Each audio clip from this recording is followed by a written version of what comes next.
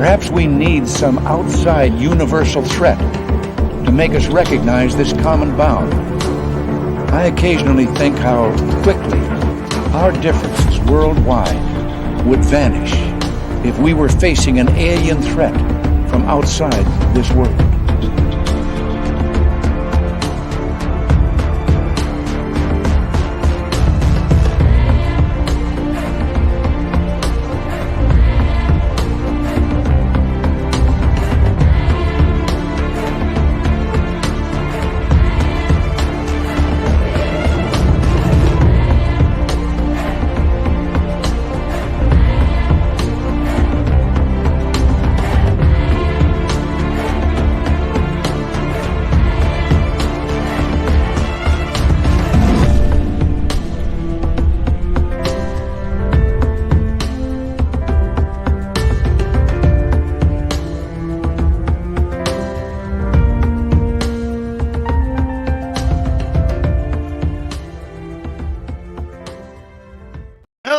Welcome back to Spaced Out Radio tonight, as we are one day away from the long weekend here in Canada for Canada Day tomorrow.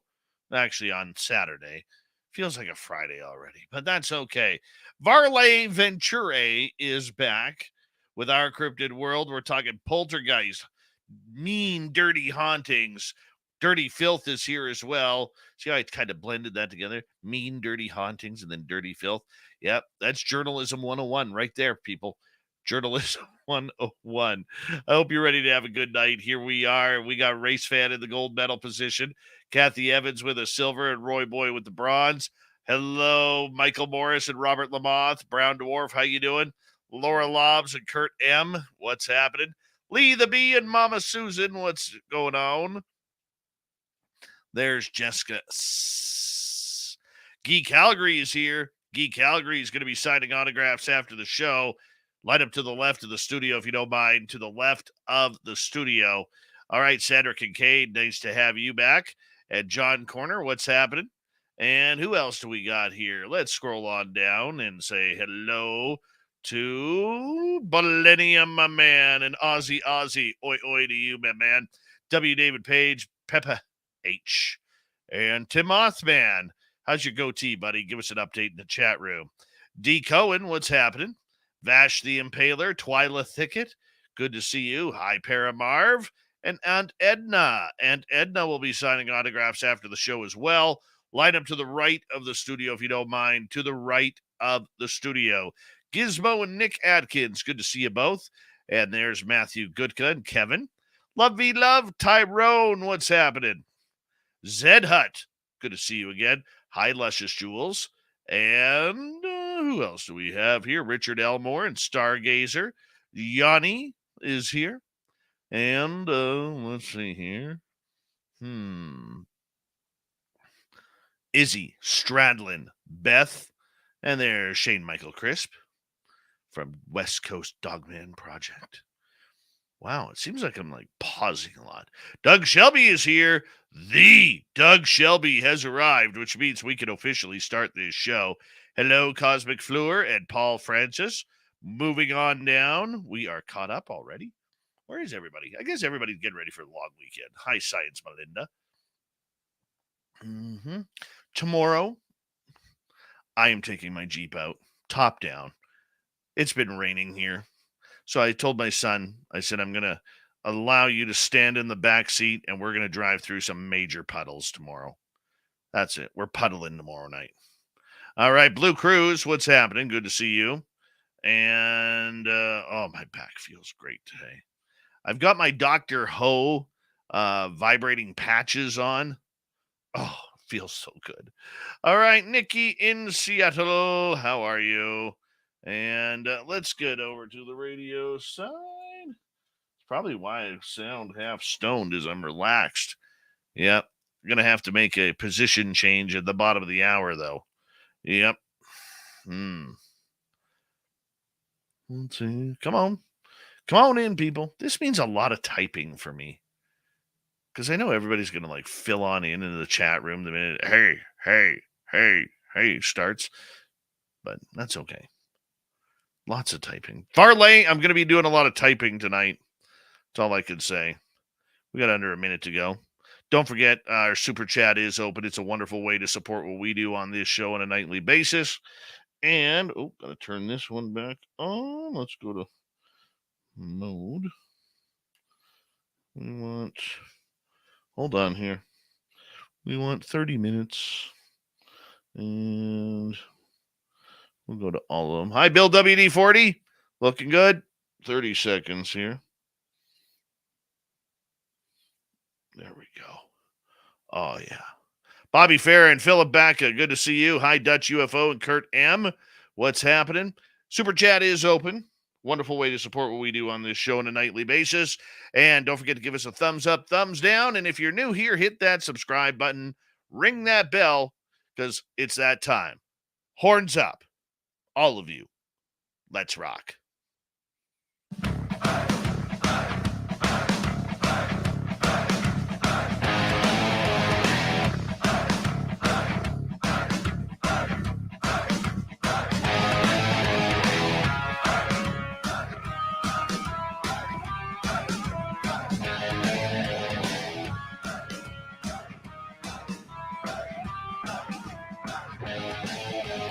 From the mountains of central British Columbia to you listening around the world, this, my friends, is Spaced Out Radio. I am your host, Dave Scott, sitting in the captain's chair of FSOR headquarters.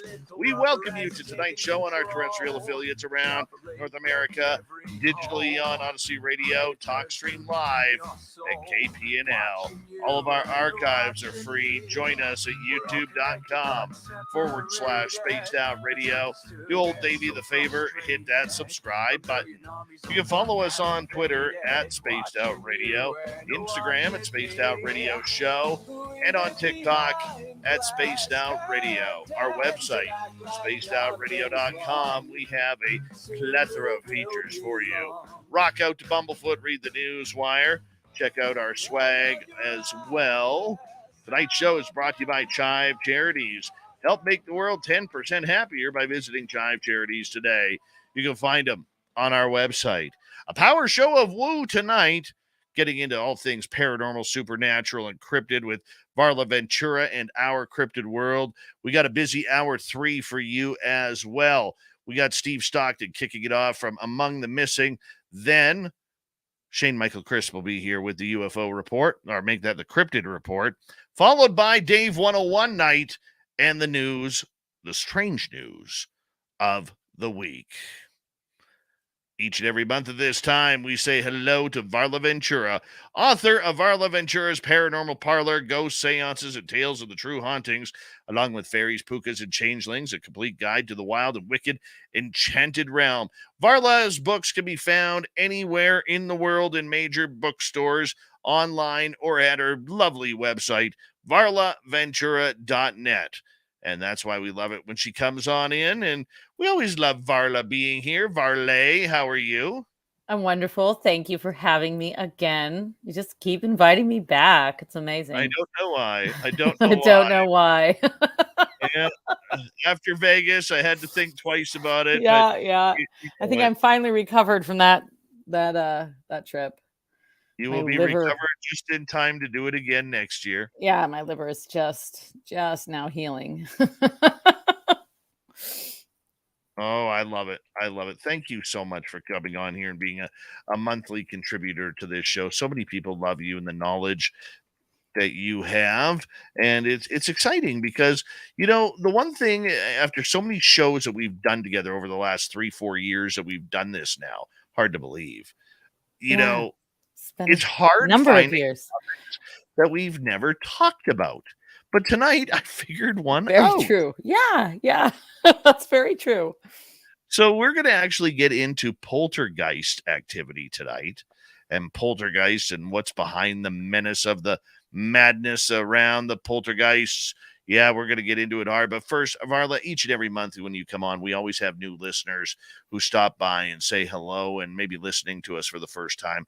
How did you fall in love with these topics of the day that we're talking about?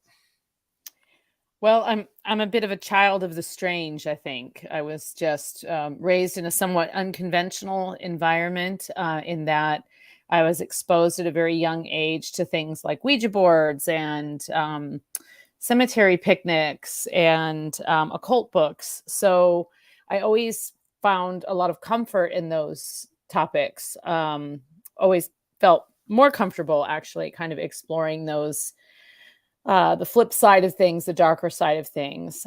So I think I was sort of out of that environment, and with a love of writing, at one point I sort of thought, oh, maybe I can put these two things together: my love of the strange and bizarre and ghost stories and the macabre, and writing. And so the Book of the Bizarre was born out of that. And then from there, I wrote several other books about strange things and phenomena and folklore. So, for me, it feels like very comfortable and actually very comforting to, I don't know. I get excited when we talk about ghosts. I can't help it. It's just like, Don't blame you. it's great. I don't blame you. When you started writing your books and you started, getting them published, I mean, it really shows that when a big publisher picks you up, like you've been picked up, it really shows the public's want and need to read and learn about these subjects. You've talked to people all around the world regarding everything from monsters to hauntings and ghosts and past legends like Dracula and vampires. What is the common question or the common feeling about people you interact with about these subjects? Well, I mean, people, one of the most common questions I get, is blank real? That's, are vampires real?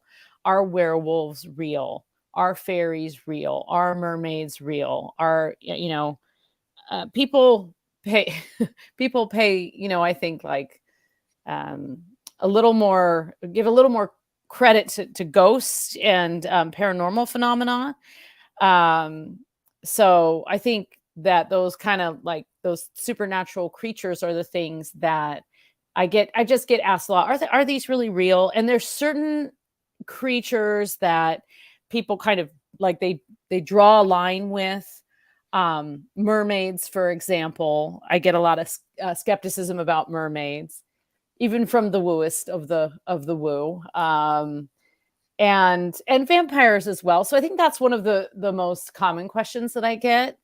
And then of course people want to know, like, have I ever met a vampire, ghost, werewolf, mermaid, etc.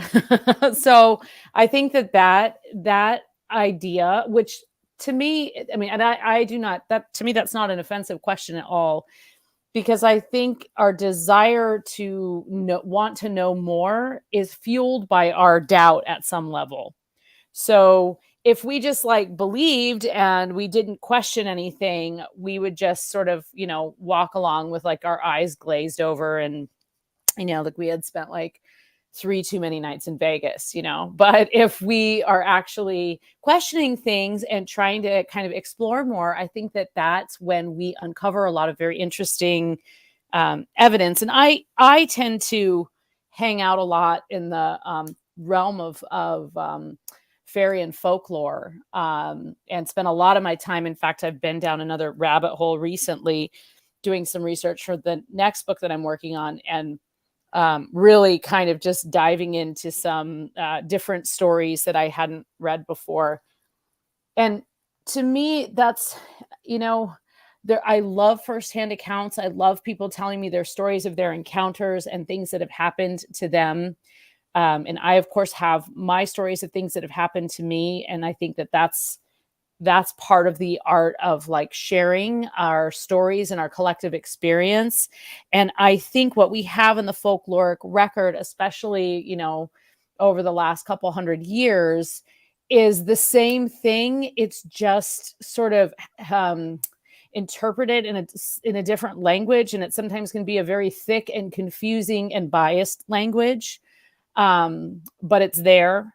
And then, because we're talking about recording things that were up until, the 1700s were part of an oral tradition, weren't necessarily part of a written tradition, an oral storytelling tradition. So totally forgot the question that you asked originally. You answered it absolutely perfectly. For you living in this, this, I'm going to call it fantasy land, but I mean that to be as a compliment rather than an insult of this fantasy land. Thank you. How is it, I mean, how do you live your everyday life searching for and researching for these strange creatures? Well, I mean, so first of all, of course, like, I don't know if you remember that the whole part in Willy Wonka and the Chocolate Factory in the book where they find out that he eats like, like cabbage and corned beef or something. Like he eats normal food. He doesn't just eat candy all day. And that's like this big revelation to all the children who think that obviously he just like exists on, candy fumes. So, I mean, it's like that, right? Like you can't always be completely focused on the one thing. But for me, because it's so ingrained in sort of my thought process, and also I think that's part of the the blessing and the curse of the writer's mind is that any scenario I encounter or read about or kind of hear about, that automatically becomes the what if that wasn't really, what if that was a kraken, not a freak accident, right? Like my mind goes there. So for me, that's kind of just like the fun, natural part of the process. But of course, I also have to like occasionally, pump gas in my car and go to the grocery store. So then I just tune out and listen to cool shows and, learn from those. But I think, people that I know, like yourself, who are kind of very immersed in this, the exploration of alternative worlds and ways of thinking, they aren't necessarily, I mean, a lot of us have day jobs, right? A lot of us have things that we do to pay the rent because we're not able to, you don't have a show, right? You don't have like a big hit TV show on Discovery or whatever. So you just don't have the money rolling in from that. And so I think that, there's times when, I mean, to be perfectly honest, all of my life I've had to pretend at to a certain extent.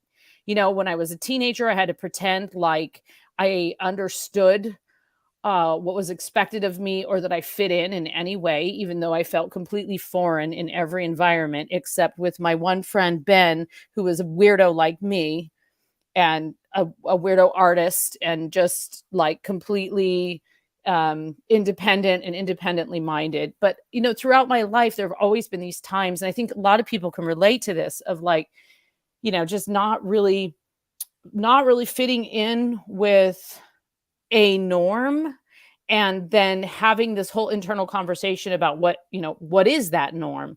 So I think like at a certain point you let your you just let your freak flag fly, right? You just kind of like go for it, and just you don't care anymore if people think you're a Satanist or you're the weirdo who doesn't go to church or whatever it is, like you just embrace it, and eventually you find your people who are not horribly offended by that. Yes, horribly offended. What isn't anybody offended by these days? Kittens. That's all you got, kittens. That's it. That's all we got left is kittens. Yeah, the Varla occasional Ventura puppy. is our guest tonight on Spaced Out Radio. All right. We're going to get into a lot of haunting stuff today, from poltergeists onto evil spirits and everything in between coming up here after the break at the bottom of the hour. But for you, how much do you love the paranormal? How much do you love a good paranormal story? Even though you are more into the thicket of the high strange creatures that are out there, is the paranormal still a love for you? Oh yeah, actually, the paranormal is my first love. You never forget your first love, Dave. Absolutely, my first love. Finding a book of ghost stories in the basement of my grandparents' house that a cousin had left behind, and watching Tales from the Crypt growing up, and just the whole. But then also having my own paranormal experiences from a very young age, and finding, as I said, like some comfort and also some understanding that I was not the only person who had these experiences. So I think paranormal is just, ghosts in general, just very, very unifying. And it's actually really my first love. And I'll tell you something, when I started writing, because I wrote, 2 books about weird facts and such. And then I wrote the different creature books. So we had, Banshees and Werewolves and Changelings and Fairies and Mermaids, all of those books. And then I started to write the Paranormal Parlor book. And to be perfectly honest with you, that was the book I wanted to write 20 years before. That was the book I wanted to sell to the publisher. And that was the collection of ghost stories. And it started out to be a collection of other people's ghost stories because I was being very journalistic about it, right? I was like, oh, let me ask you your story. And I got all of these amazing stories in there. But when I sat down to write sort of each chapter opener, and the book sort of started, magically arranging itself in these categories, I realized how many experiences I had had. And that was actually the first time that I wrote those, that I ever really talked about my own experiences in a book, because I really was always kind of like reporting things and a little bit more anecdotal. So that was a really eye-opening process for me, because not only did I have this like lifelong fetish for ghosts, to be perfectly honest, but I also realized that I had so many experiences that fueled that. And it's a little bit of chicken egg, right? It's like, well, are you into it because you've had those experiences and you're, at least on a subconscious level, trying to explain what's happening? Or are you noticing those things more because you're interested in it? But I know quite a few people who are very into the paranormal who have had very few experiences themselves. They're, those sort of investigative skeptics who are also on the believing side, but haven't necessarily had a lot of experience themselves. But I was also raised by someone who taught me to like predict what color car was going to come up the drive. So the psychic element and the sort of second sight element of experiencing the paranormal and other phenomena, which you yourself clearly possess, Dave, that is something that everyone probably has it to a certain extent, but not everyone is comfortable tapping into it or has been shown how to do that. And I just was lucky that my wild witchy mom taught me that at a very, very young age, like toddlerhood. What's the best So. lesson? What's the best lesson mom gave you? Well, I think one time she said, you don't need a college degree to write, which is completely true, right? You just need to know how to write. So that was a great just like life lesson.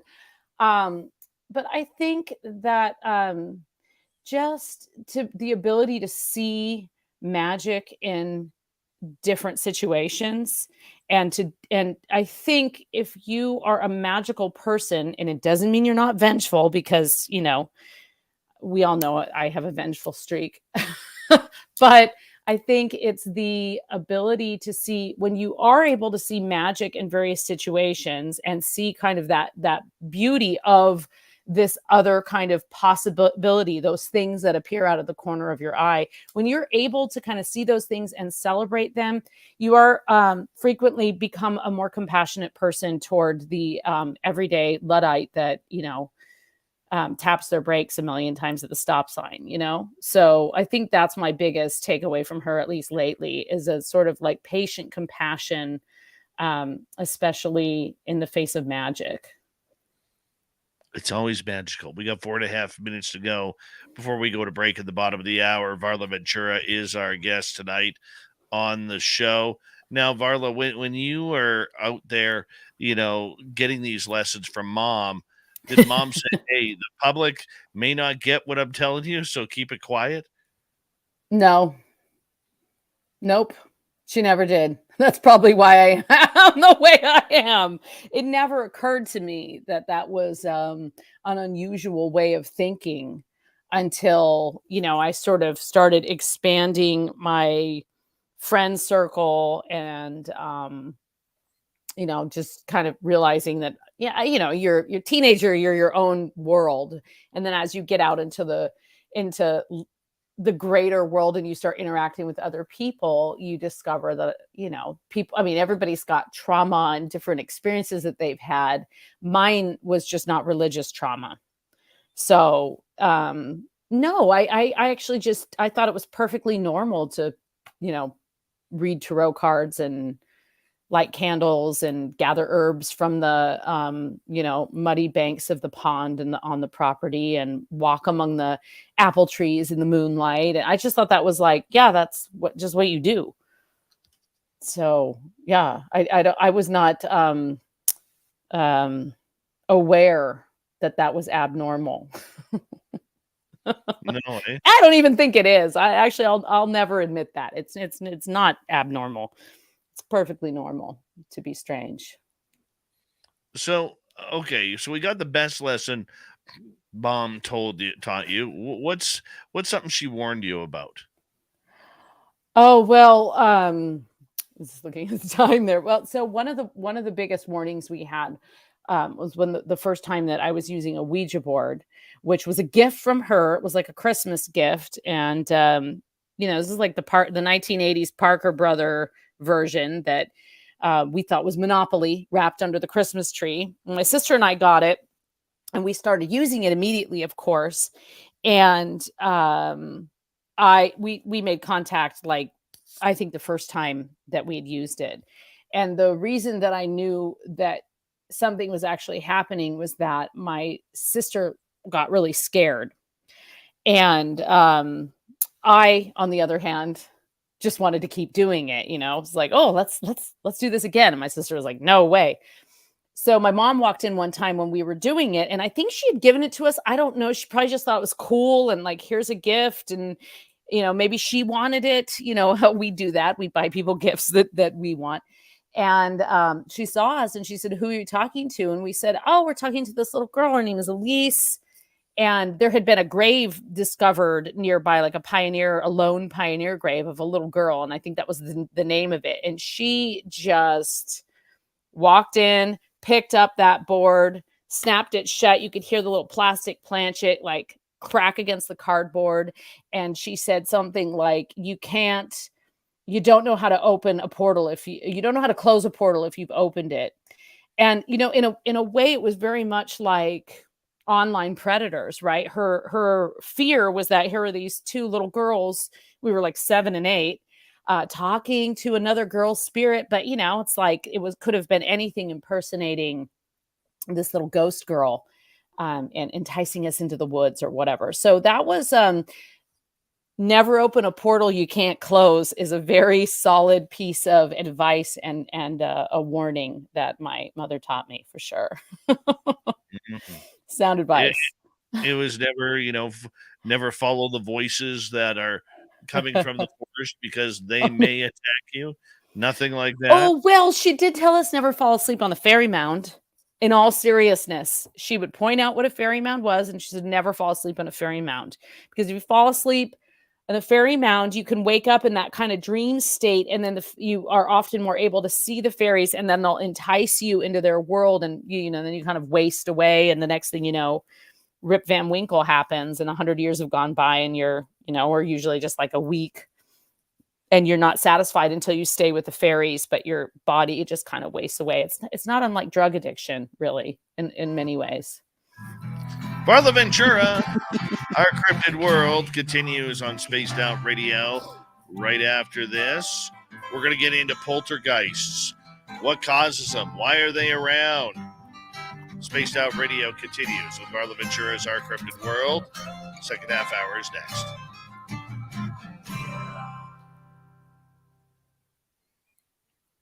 All right. Mm-hmm. Mm-hmm. curious what Filthy is painting here. Oh, I don't know. It looks like a bar. Could be. He's been doing a horror series lately. I like it. Mm-hmm.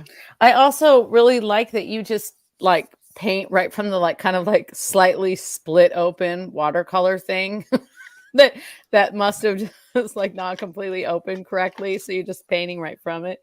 Yeah. All those lads. Yeah. Yeah. You're That's a so that messy person. I like it. It's liquid watercolor, but I Uh-huh. like it to be dry, so I just cut it open and it dries. And Oh, you do it on I can- purpose. yeah. Dirty Cool. Filth is always doing things on purpose. Are you adjusting your vibrations back there? Fucking right. Man, are you adjusting your vibrations, man? Dude, if you knew how good this felt. I want to actually, the other day I had like this horrific headache. The air quality here was really, really bad from all the fires, and it was just kind of settling down. And I had this really, really bad headache, and I totally have one of those like neck massager things. And I think I did it for like 45 minutes. I was like, nope, not enough yet. Not enough yet. And at the end, my headache was gone. So, next best thing to a masseuse. Oh, yeah. Yes, promotion of Dr. Hose right here. Okay, so is it like a little, what do they call it? Like a is it called like a TENS device or something that you can like hit the things and they'll vibrate along your spine? Yeah, it gives you like 7 different options. There we go. So if you start going like this, we'll know you're like really into it. If I start doing some weird twitching, then Yeah, then like filth just take over. Yeah. Dave's not dying, everybody. He's fine. He's fine. He just feels really good. oh, Dave is feeling really good. Just gonna start drooling That's and a little bit of snot coming out of his genius. I nose. feel like I want to have something massaging my feet right now just to fit in. Oh, dude, this feels wonderful. I'm just kind of hanging out here. Got my Dr. Ho right here. Super relaxed. Oh, yeah. Well, considering that my arm has been numb for 3 weeks. Oh no, really? Yeah, it kind of sucks. Yeah, that super sucks. Yeah. I've experienced that. Yeah. So that's usually disc stuff, pinched nerve stuff. Yeah. Yeah. I mean, I totally can relate to that, Dave. It sucks. I had a complete nervous breakdown when that happened to me because I had leg stuff, but I'd never had arm stuff. And, I'm a writer. Like, I have to be able to write. Oh, I hear you. Yeah, but it's fixable. It really is. Well, let's say hello to Jerry O'Brien and National Memorial and the Cryptid Huntress. And who else do we get to say hello to? Patricia Giselli and Shelley. How are you? Shade Viking. Such a romantic name. I know. I love that name. Shade Me too. Viking. Shade Viking. Wendy Guizdala. Nice to see you again.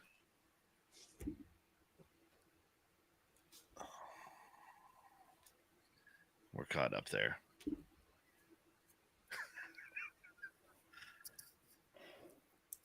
Oh, you're funny, Varla Ventura. You're funny. Am I? That's great. Yeah. That's great. Yeah, Glad funny. somebody's amused. My I wish kid really does not think I'm funny anymore. I mean, occasionally I can make him laugh by simply saying "but" at the right time, but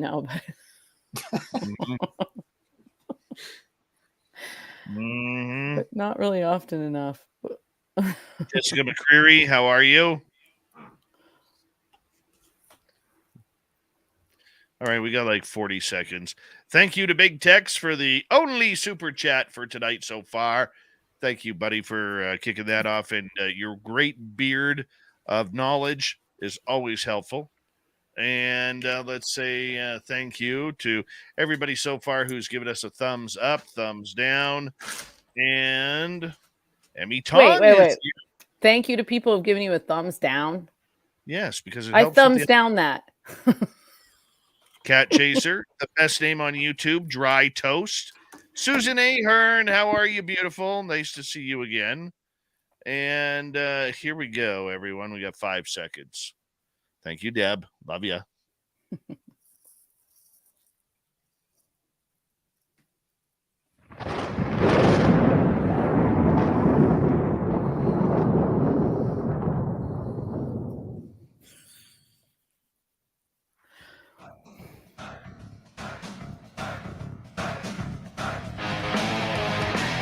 Second half hour of Spaced Out Radio is now underway.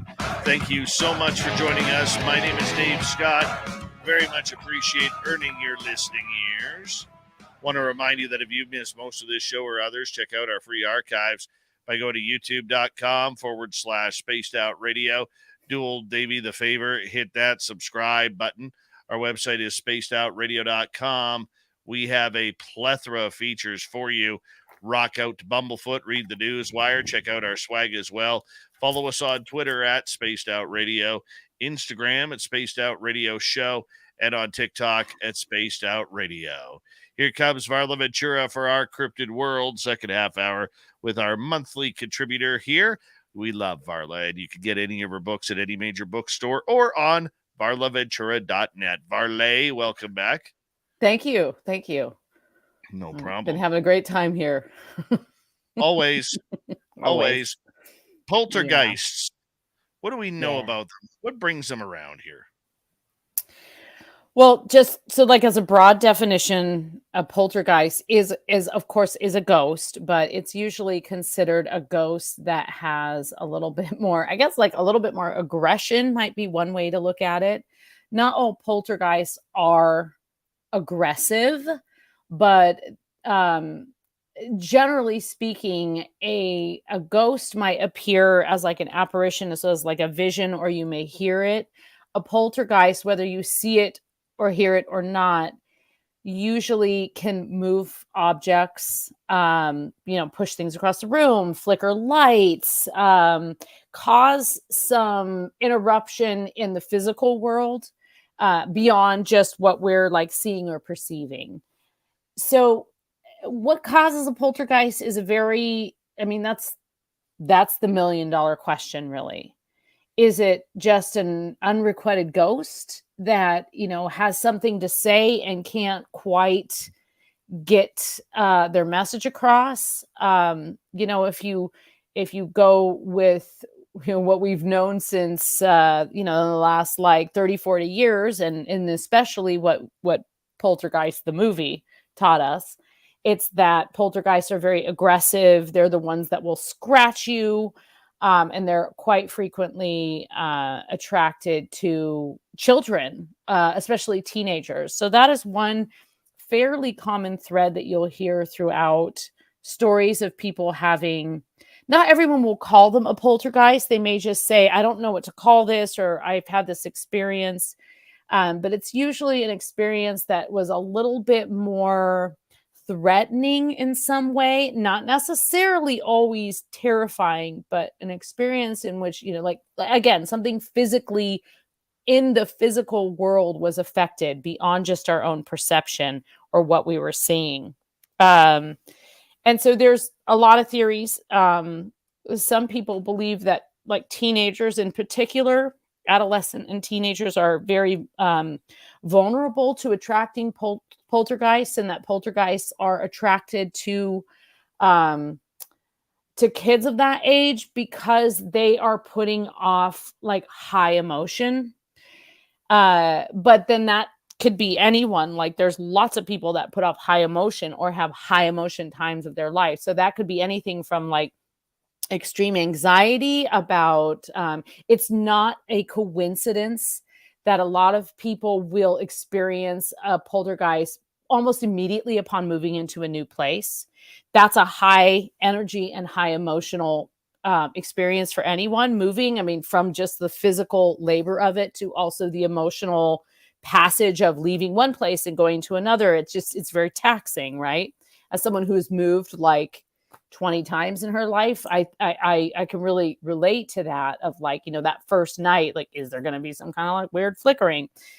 But I think, you know, we don't really know that there's like a specific cause for it. Interestingly, I will say that when I was doing a lot of research on the Fairies, Pookas, and Changelings book, I found quite a few examples of these sort of like hobgoblin like creatures cross culturally, but in particular, like of the domestic fairy breed. So fairies that will interact more with humans and that like to be in human households and can be very beneficial, but also can be the ones that are, you know, playing tricks, stealing things, and then ultimately sometimes, you know, torturing people. And they like, just not like torturing them, like, you know, tying them up for days or whatever, but like torturing them, like, you know, at night, you know, a little pinch, a little bruise.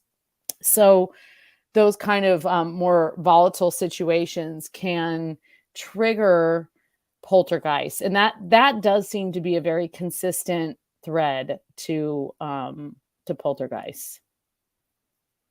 Okay, so a lot of people say that poltergeists are almost like tulpas that come on in, that you manifest them, you know, whether it's your depression, your anxiety, your fears, or something along those lines. I don't know if I really buy that theory.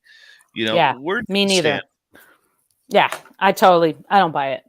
I think, I do think that you can do things to sort of protect yourself, but I don't think that, and I do think there's things that people do that might leave them more vulnerable, or that, you know, opening those portals you can't close.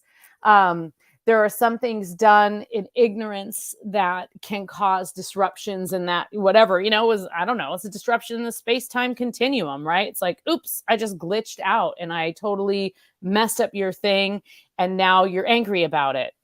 So there can be, there you know, there's a obviously like a kind of a extenuating circumstances, I guess. But I agree, Dave, because I've never felt that a poltergeist is basically, I mean, that's essentially saying you brought this on yourself. I mean, to me, that is like the paranormal equivalent of saying, oh, you shouldn't have worn that. You know, you shouldn't want to skirt that short if you didn't want to get harassed. Like, to me, that's just like, no, that is not an acceptable a way of explaining it.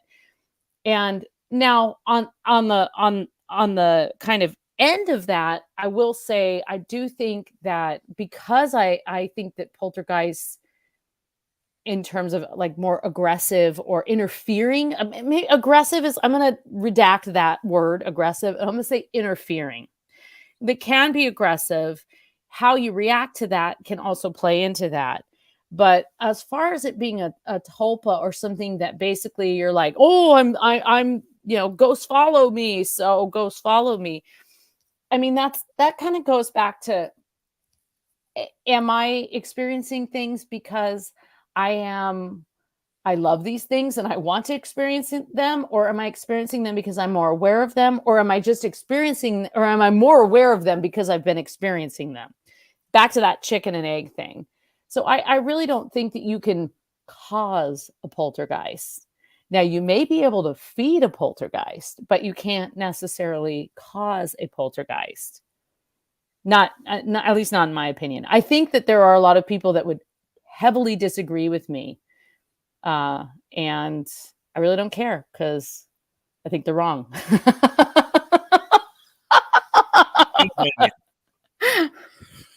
I don't blame you. Okay, let's talk about the fact that poltergeists are said to be, you know, at times I've heard they're young teenage-like spirits, you know, that are bouncing around trying to push their evil or dark ways on people, you know, and come around, you know, a teenage depression, you know, and all this kind of stuff. Where do you stand on that? So again, I do think that when people are in like those situations that are considered like, high emotion or more volatile situations, that poltergeist can come out during that. I would say the only time that I have had I can't even count how many times I've had strange experiences, from seeing things to hearing things to feeling things. The only time, and there's been a couple times where I've felt things that were a little bit more on the negative end. Also because I, just sort of my attitude is like, hey, let's hang out, ghosts. But one of the only times that I really had anything happen that was sort of more extreme was actually after this very, very volatile fight that I had gotten in with my, the boyfriend that I was living with at the time. And it was getting physical, to be honest. It was getting physical. And I think like the yelling and just like this kind of really extreme, the energy that was just building up. I was very young at the time. And that brought out something in the apartment, but it, to me, did not feel negative, but to him it did, which was great. It was like, great. Okay, come on, poltergeist, let's round them up and take them down. So I think that there are, I think when people are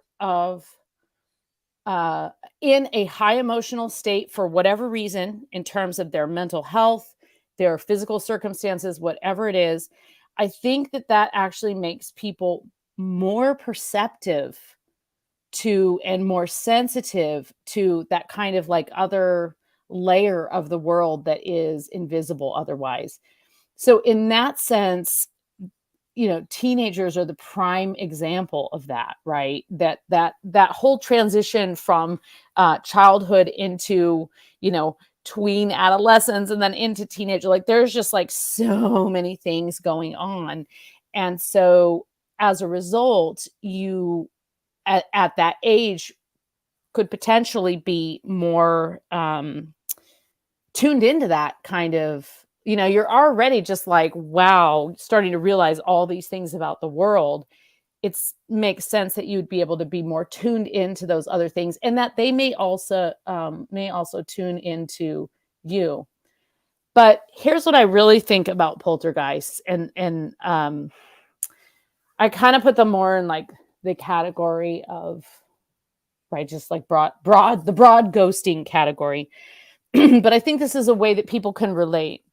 So, when you have those dreams, whether you know consciously that you've sort of like astrally projected and you've gone somewhere else and then you've returned back into your body, or you're lucid dreaming, but when you have those dreams and those moments when you're kind of like telling yourself to wake up, but you can't wake up, right? But you can't quite wake up, but you're aware and you're sort of trapped. You're trapped. Am I landing in my body? What, a lot of different variations of that. I think that for some spirits, when they've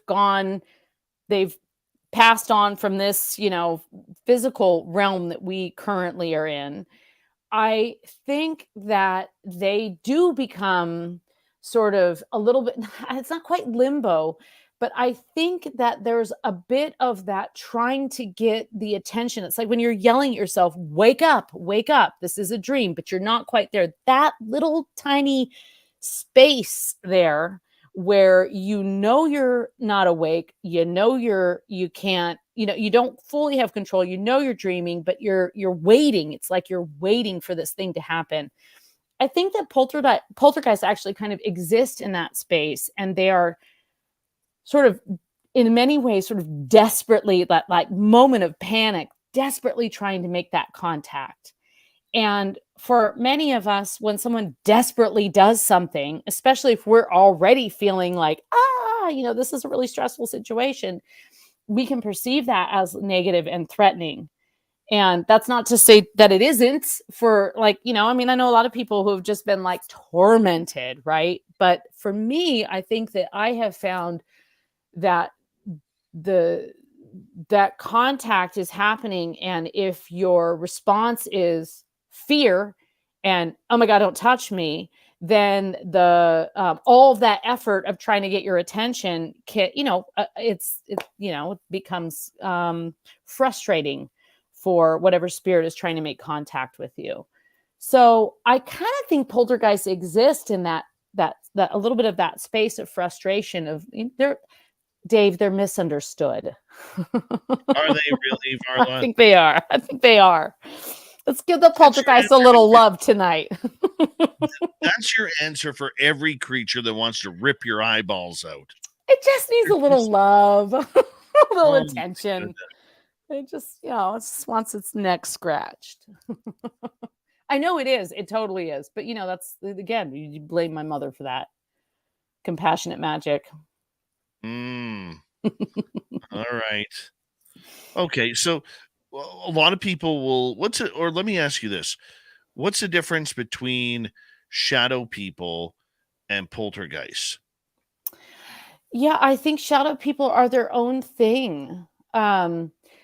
One thing that I have learned especially in exploring the folkloric record is that cross-culturally, there are different words and different names for something that is very similar. And Dave, you and I have talked about this, like, even going down to UFO encounters. It's like, are people just using a completely different language today than they were using 200, 300, 5,000 years ago? Or is it actually a different phenomenon? One day we may know, but right now we're just exploring that. But in my mind, I have sort of like these categories for like the fairy kingdom and such. And in my mind, I do think of like the kingdom of ghosts, which, by the way, in a lot of cultures, in particular, in like the Celtic lexicon, the fairy world is the other world, right? That is the realm that is underneath the ground. That is the place that you go when you die. And, and also in Norse mythology, there's this place you can go. You can go to Valhalla, but you don't always get to go to Valhalla. It's kind of up to the Valkyries to decide if you deserve that. And then they can kind of, just sort of disperse your soul to be, part of this other part of, what other realm it is. So I guess, when it comes to shadow people, I think that those fall into the greater kingdom of the ghosts, right? The greater kingdom of the, I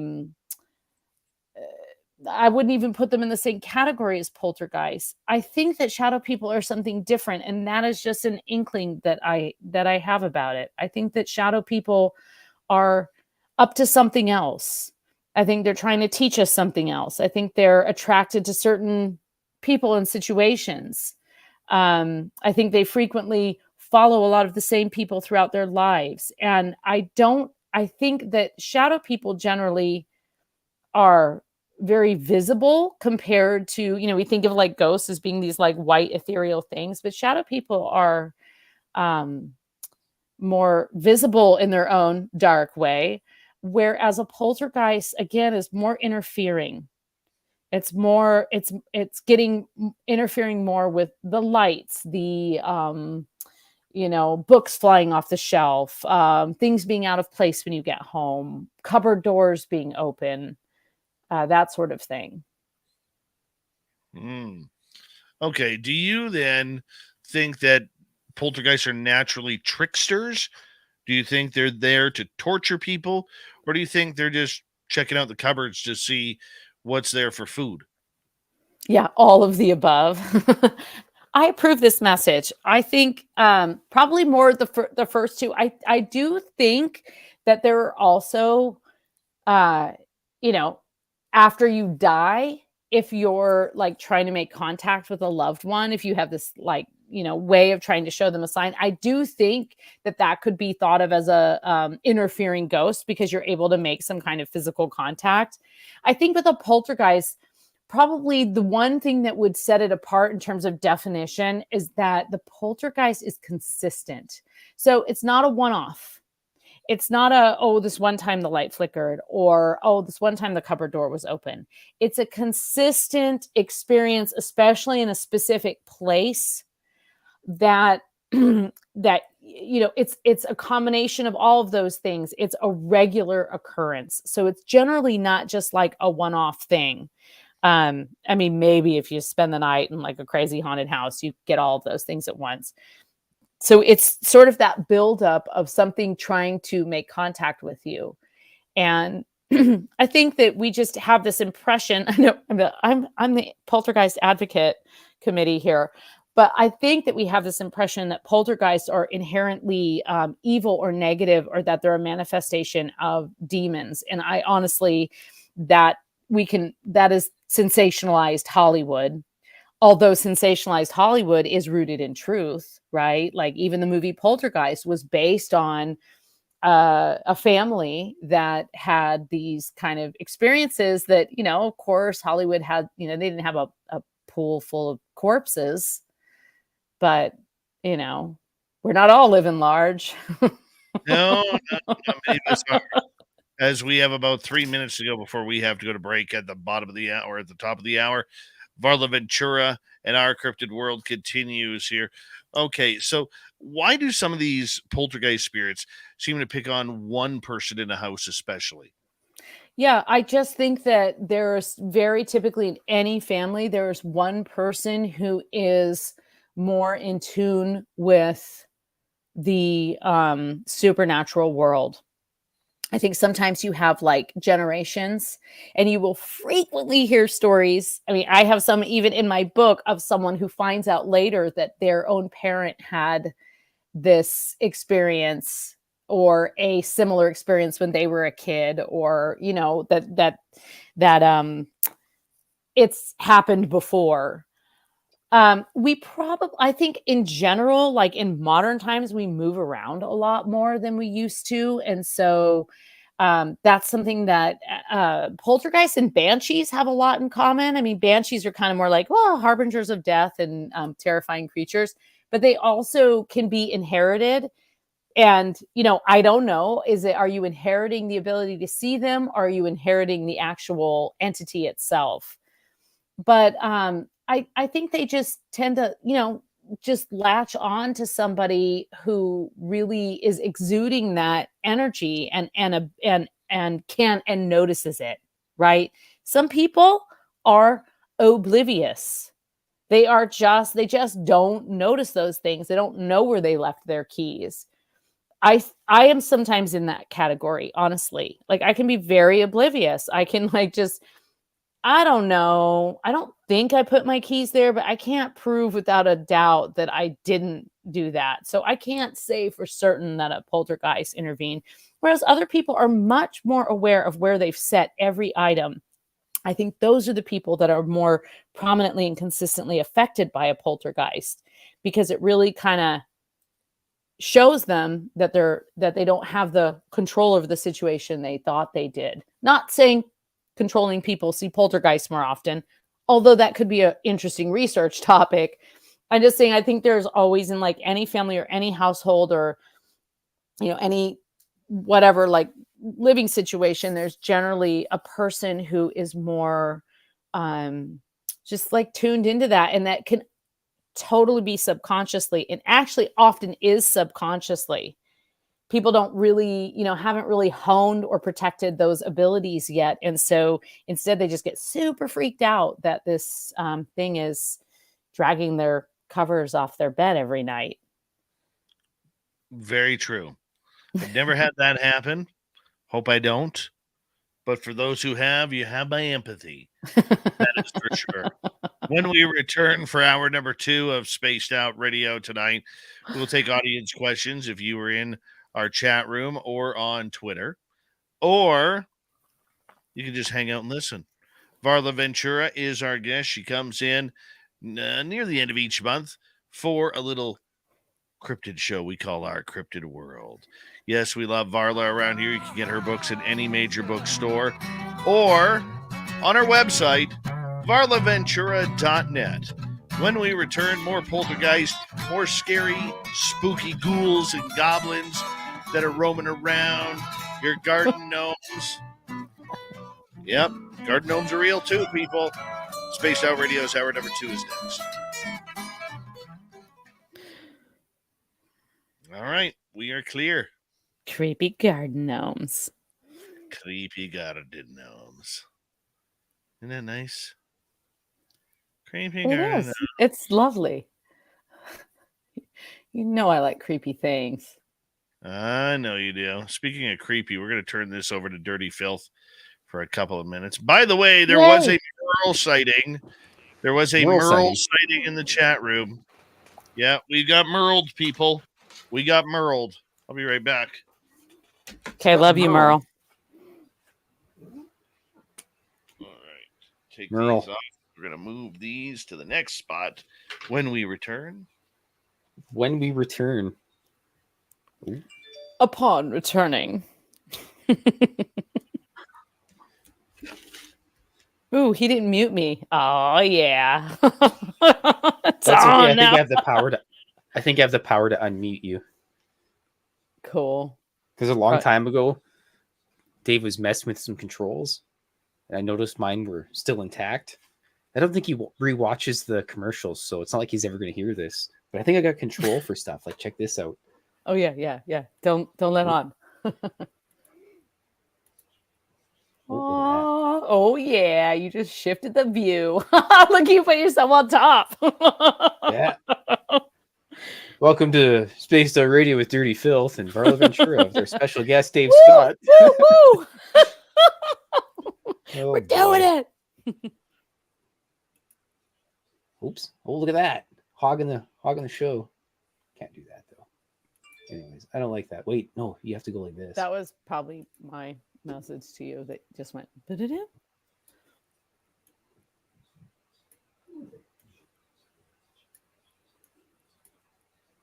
Look at that. There we go. You'll never suspect anything now. So, how's your Thursday going? Pretty great. Pretty great. This is, definitely. Look, we got the UFO spin again. Huh? Is that your absinthe lipstick? Yeah. It actually totally tastes like candy. Oh, Filth, I have had this. You might even recognize this brand. I have had this since the 90s. It's like an Urban Decay brand. It's Urban Decay is the brand, and they don't make it anymore.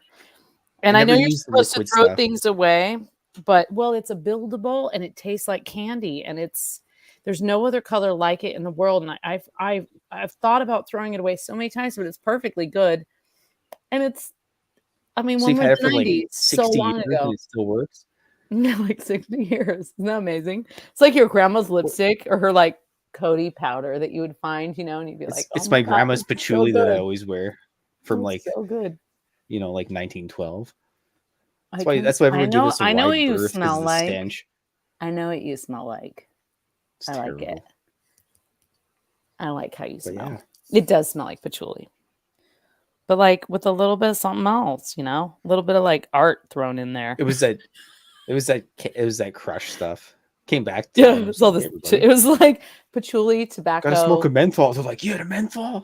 I would just like cover myself in some kind of perfume just to try and mask the smell of what I wasn't smelling, which was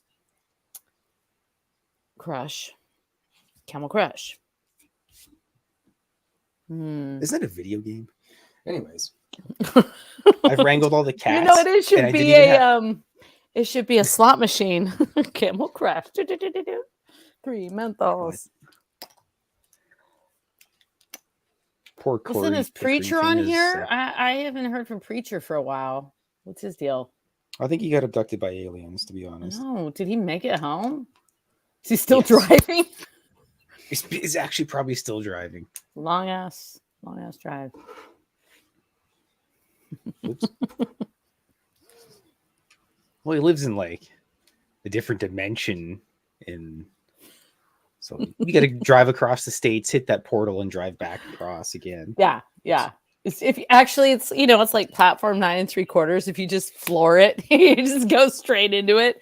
Or like Back to the Future. I actually just watched that a couple nights ago with my son. He had never seen it, and I was finally convinced him that he should just like watch it. And yeah, it was. I think he liked it. I forgot how much like kind of cheesy romance and kissing there was in it, which for a 12-year-old boy is pretty uncool, especially if you're watching it with your mom. Trust me, son, this is awesome. Mom, this is so lame. Yeah, he just like, actually a couple times I just said, I'll just tell you when it's over. Shh, Dave's back. What's happening, people? Filth is in control. I'm out of control, as usual. When aren't you out of control, Varla Ventura? Pretty much never. Well, sometimes when I'm driving, I'm like, pretty much in control. Are you yelling at the other drivers, Varla? And shaking your fist at them, being all like, "Argh." I will say drivers in Minnesota are different than drivers in California. Not necessarily for the worse, but I'm pretty patient because I usually don't really care because I don't love driving and I'm not usually in a hurry too much. But sometimes I'm just like, do we have to make eye contact at the 4-way stop? Can we just go? Like, come on, guys, let's move on. But no, I do. I cuss a lot, of course. Actually, what the only thing that really makes me mad when I'm driving is if somebody tailgates me, and then I just immediately slam on my brakes. Right. The Alberta brake test. Yeah, I don't fucking care about my car, You're listening to Spaced Out Radio with Dave Scott. Follow Dave on Twitter at Spaced Out Radio and on Facebook, Spaced Out Radio Show. Here we go with hour number 2 of Spaced Out Radio tonight. Thank you so much for joining us. My name is Dave Scott. Very much appreciate earning your listening ears wherever you are on this beautiful planet we call Earth. Hi to everyone listening in on our terrestrial affiliates around North America, digitally on Odyssey Radio, TalkStream Live, and KPNL. All of our archives are free. Join us, will you, at youtube.com/Spaced Out Radio. Do old Davey the favor, hit that subscribe button. The Desert Clam has set the password for tonight in the SOR Space Travelers Club. Obelisk. Obelisk is your password. Use it wisely, Space Travelers, as the Clam sets the password each and every night right here on Spaced Out Radio. Our website, spacedoutradio.com. We have a plethora of features for you. Rock out to Bumblefoot, read the news wire, check out our swag as well. Follow us on Twitter at Spaced Out Radio, Instagram at Spaced Out Radio Show, and on TikTok at Spaced Out Radio. Here we go. Once again, we have Varla Ventura talking Our Cryptid World. And Varla comes in once a month for this great festivity of the darkness of the monsters. Yes, Varla's website, varlaventura.net, where you can find all of her books and all of her goodies there as well. Varla, thank you so much for joining us. Well, thanks again for tolerating me. We love you around here. We do. So we were talking about poltergeists and dark spirits, and I want to get more into the dark spirit side because there's a lot of people out there who think that, they have a dark cloud hovering around them and, they just can't seem to figure out, or maybe they go to bed and there's shadow people standing there in the corner of their bedroom by their closets. There's a lot of darkness in this world that we don't know a lot about. Where is this all going? What is this all about? Should we be afraid? I mean, probably. Are we? No. Of course not. I don't know where it's all going. I know that there's this drive to learn more about it. And of course, you can say people are kind of evaluating their own psyche, right? We're trying to find the darkness within ourselves. If we can see some kind of outward phenomena that can help us justify what we're experiencing on the inside. I'm not a psychologist. I don't really look at it that way, But I do think that the desire to explore the dark side or another side of things, whether we admit it or not, it's very common, right? I think that you can see that by how popular horror movies are. There is this need to see the extreme, and then be able to say, for most people, be able to say, I would not cross that line. That is going too far. So I don't know if we're really trying to conjure up a great darkness or identify with some kind of dark side. I think it's the same side. It's the same side. You might call it some sort of guardian angel. You might call it some kind of, we've been conditioned to believe in black and white and good and evil.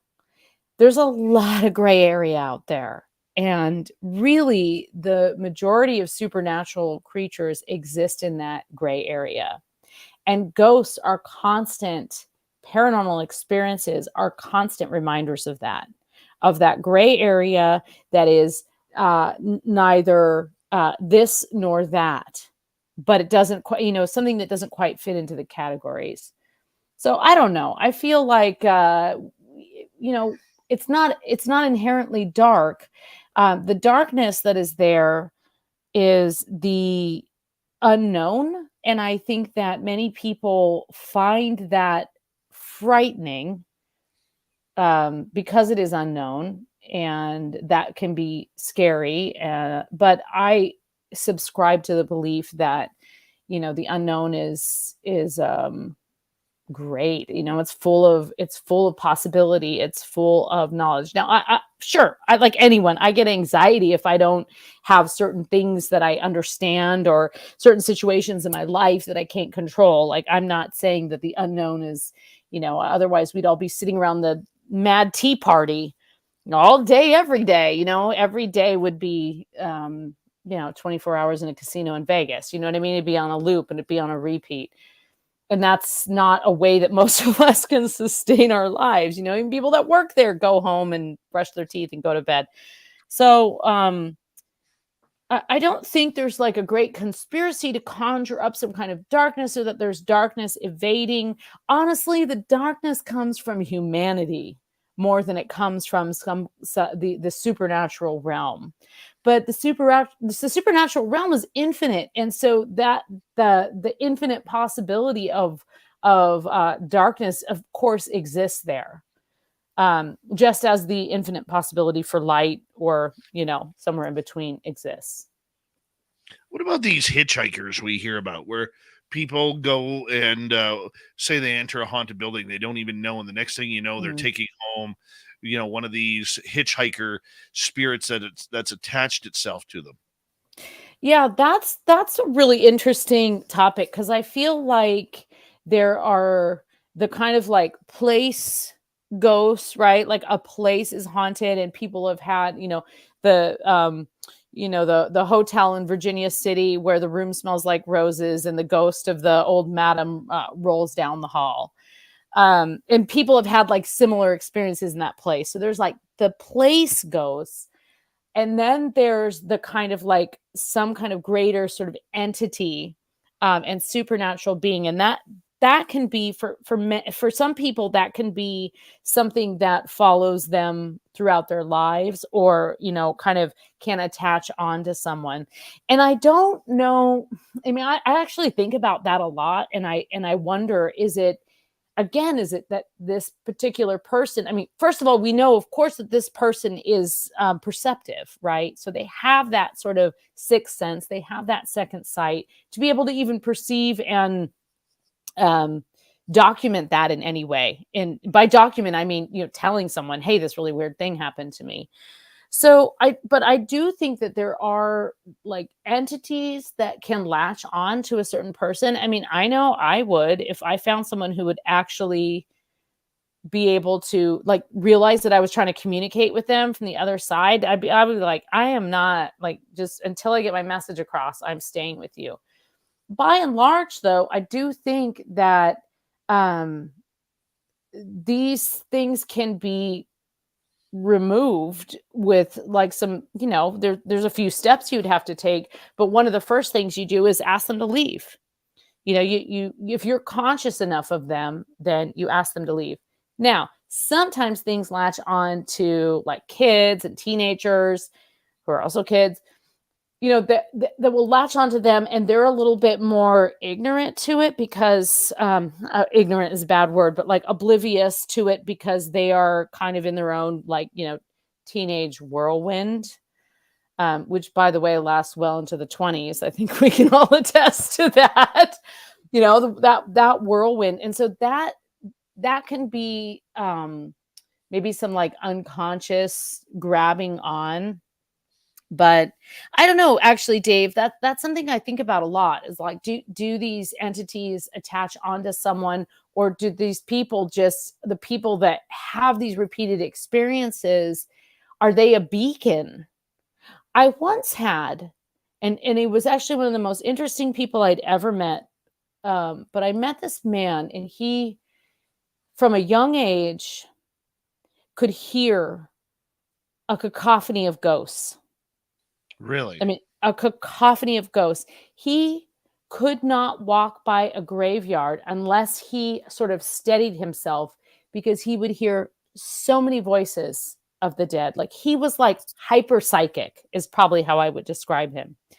And I once asked him, am I, do ghosts feel welcome here? And he said, they don't latch onto you because they come in and they see that this is a nice place and that you love ghosts, and they rest for a while and then they move on. And every once in a while you might see a little piece of them. And so, like, people have different attributes of their personality. So some of us are able to facilitate them, right? And act as mediums. Others of us are basically just like a temporary crash pad. It's probably my role, right? And then other people are actually like in communication to a level that, that something from the beyond really needs. But the greater question to me is, like, why? Like, what are they trying to say? And that is actually the foundation of spiritualism, which is the foundation of much of the New Age movement, which is the foundation of much of what we talk about today on paranormal shows and in books and in occult publishing. And we talk about the idea that spiritualism is the idea not just that you can make contact with the dead, but that the dead actually have something to teach us.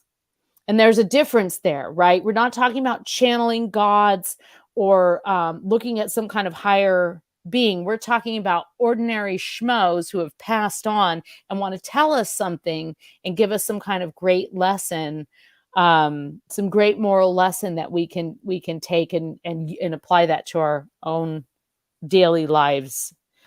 So that, that idea that we can make contact for our own benefit is relatively new. I mean, really, like the spiritualist movement kind of really kicked off in like mid 1840s, and petered off in the 1930s, but was also, is still practiced today. There are people who identify as spiritualists, but prior to that, I do think there was ongoing contact with the dead. And I mean, that's what witches are all about, right? They're making contact with greater spirits and other worldly entities, but not always for personal gain, right? Like, sure, you might implore upon the oracle, hey, am I going to be able to like win this battle? But there was a greater good element of it. And I in what I've researched and in my take on it is that there was a bit of a shift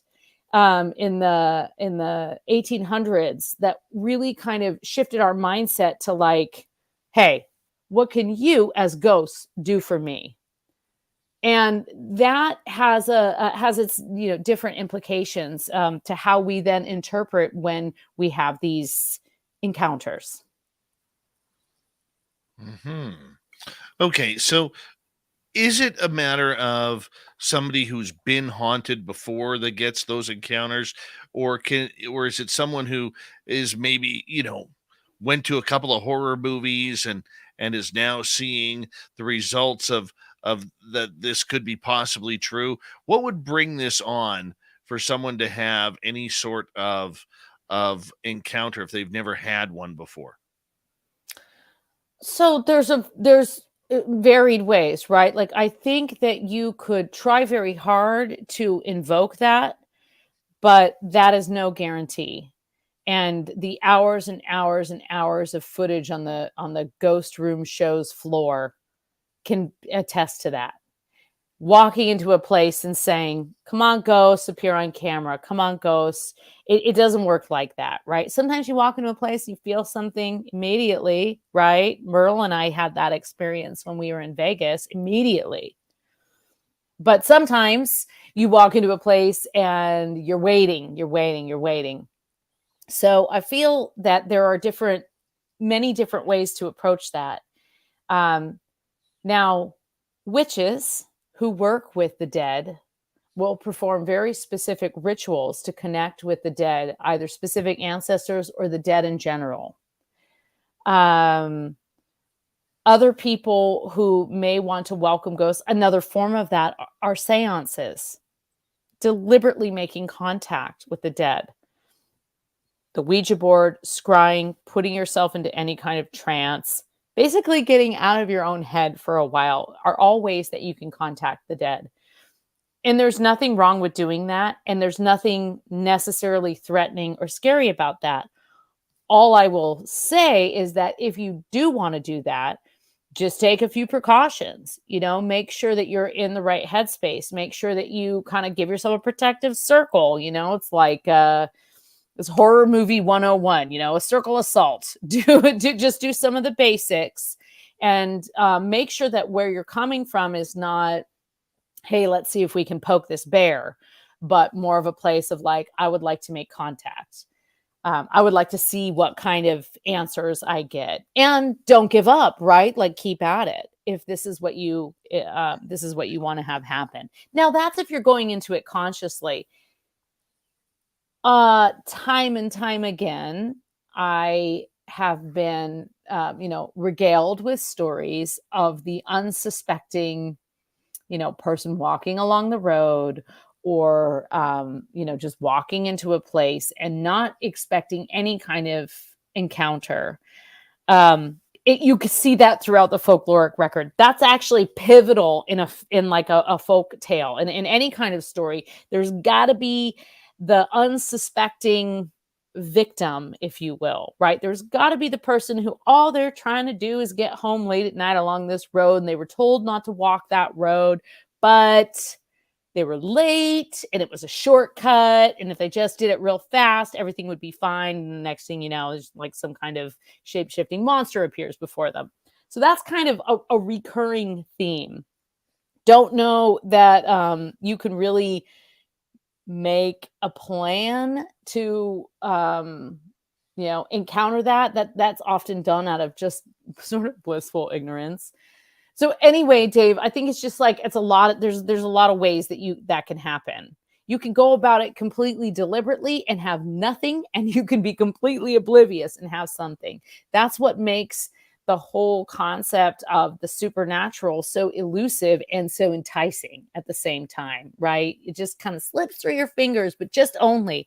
It's over here in your peripheral vision. It's not right in front of you. Those are the things that keep us coming back and trying to, bite a little bit more. Deb wants to know, have you ever had dreams of having ghost sex?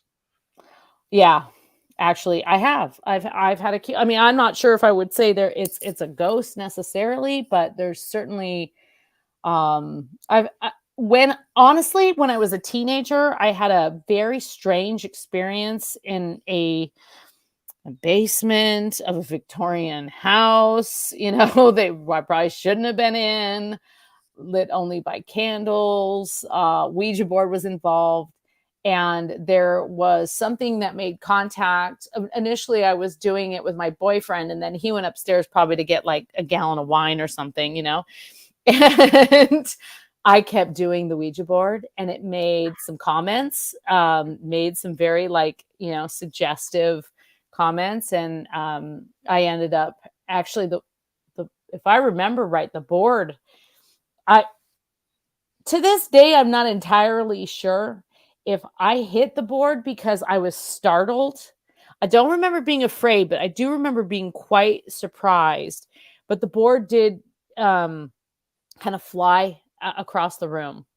So don't recommend doing a Ouija board in a Victorian basement with a gallon of wine and a boyfriend when you're 16. But I did. And so that was kind of my first, like, you know, ghost sex experience. I know. I've been so into Ida Craddock lately too. I keep exploring her story, and she's the one we brought up that was the original. She's the original ghost sexer. She's like the original woman who in the 1850s was practicing like tantric yoga and sex education and offering women all of this very detailed advice for their marriage bed at a time when like you weren't even allowed to show an ankle. So her, not only is it kind of explicit for today by today's standards, but it was explicit for the times, but it wasn't wrong. Like it wasn't, she was just very straightforward, you know, it was almost clinical in a way, with a little feminine flourish here and there. But I was rereading her papers. And so the ghost sex part is that she had all of this extensive knowledge of sex, but she claimed she was not married. And she claimed that all of her knowledge about sex came from her marital relations with an angelic being named Soph. That was how she gained all of this knowledge that she was then passing on. So there were kind of like two facets to her. But I just was recently rereading something for like a little podcast episode that I was trying to record, or that I recorded. And she had this line where she was basically advising men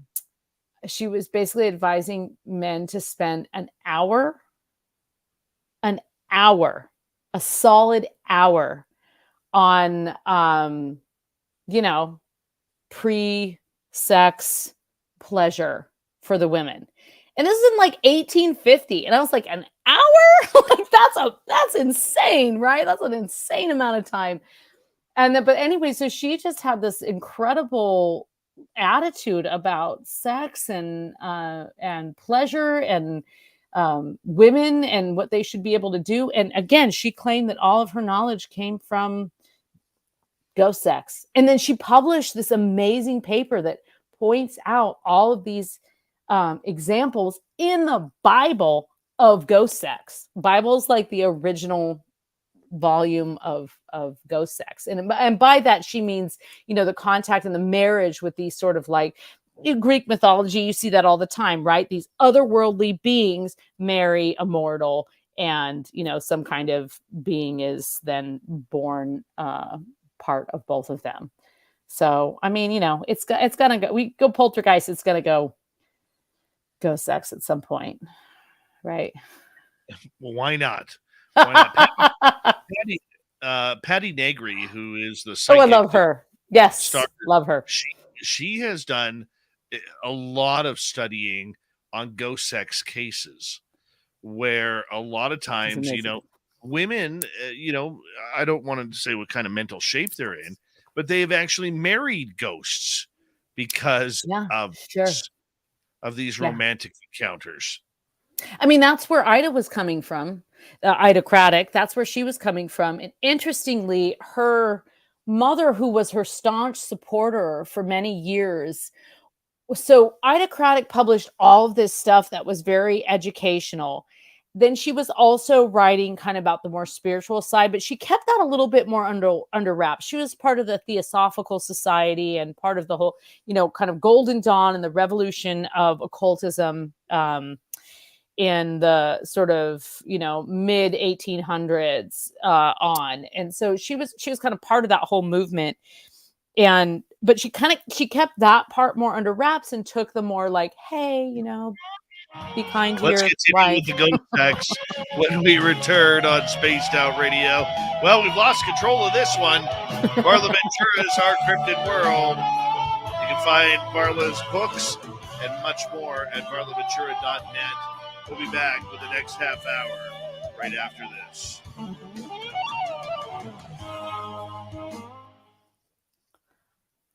I was just hoping my voice wasn't vibrating during the... Just let out one long note. Because that would have been like slightly weirdly inappropriate if you were like, "Ooh, ghost sex," and your voice is vibrating. Especially to all those terrestrial listeners out there.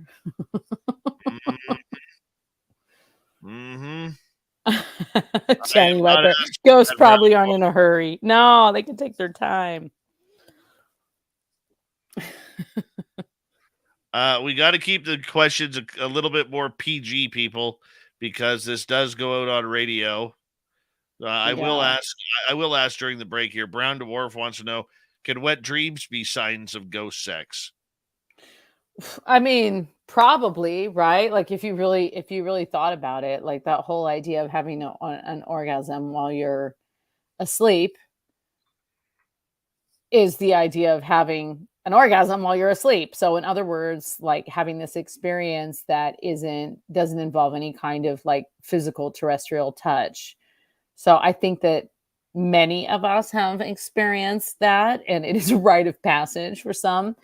And out of that, I mean, the thing too is when you think about like Ida Craddock, right? And you think it's like 1850 and she's studying, and I not to discount her story or anything, but she's studying all the stuff and she's like so into it, but she also doesn't understand the like, how easy it is to give yourself an orgasm or whatever. Like, I think that there's definitely like some lack of anatomical knowledge probably playing into the idea that an angelic being, I mean, honestly, if you were a Victorian woman who was like basically like raised a Quaker with like limited options and you had this like rollicking orgasm in the middle of the night, you too may think, hey, what's up, soft angelic being? Like, you must be a gift from God, right? So I don't know, my mind goes in both directions with that. Part of me just wants to, I love her story and I love who she was and how unusual she was.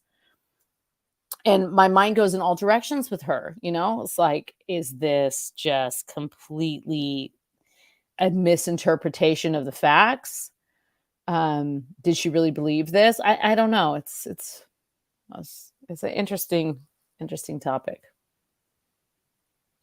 And the other question is from Xochitl Paez Richards.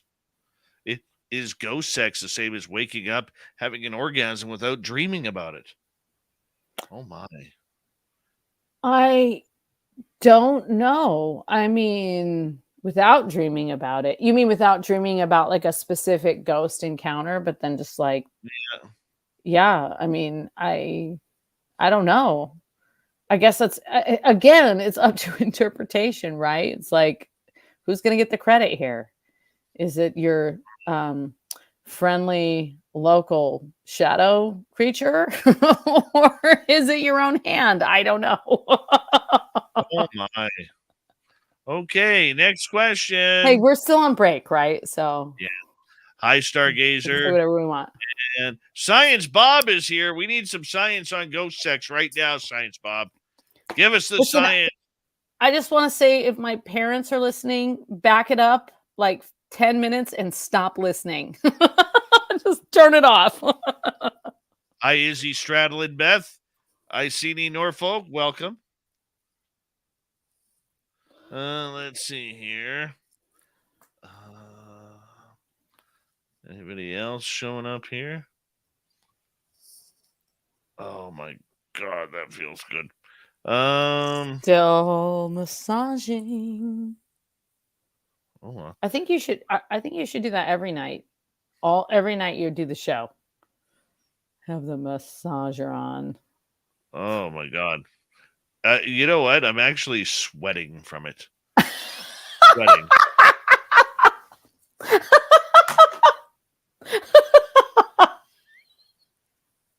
Oh man, yeah, we might need to take a break. Yeah. My next break's in 30 minutes. Put a towel down, Dave. Oh, you just stopped there, dirty filth. Should have never showed you how to unmute yourself, you dirty rascal. He has complete control. He sent me a picture of his chest hair yesterday. Well, you like Bigfoot, so yeah, feels connected. He does have. You do have great chest hair, actually. I remember that about you. Mm-hmm, mm-hmm. Mm-hmm. All right, we are coming back here in 10 seconds. We're not going to talk or laugh over the audio this time. Okay. And thank you to Tex, Deb, Aaron, Donnie, Thomas, Deb again, and Cat Chaser. Here we go.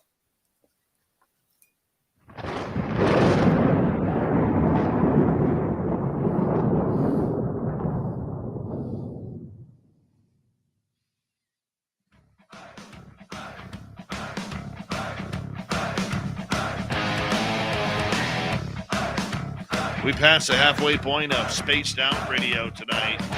My name is Dave Scott. Thank you so much for joining us. Very much appreciate earning your listening ears.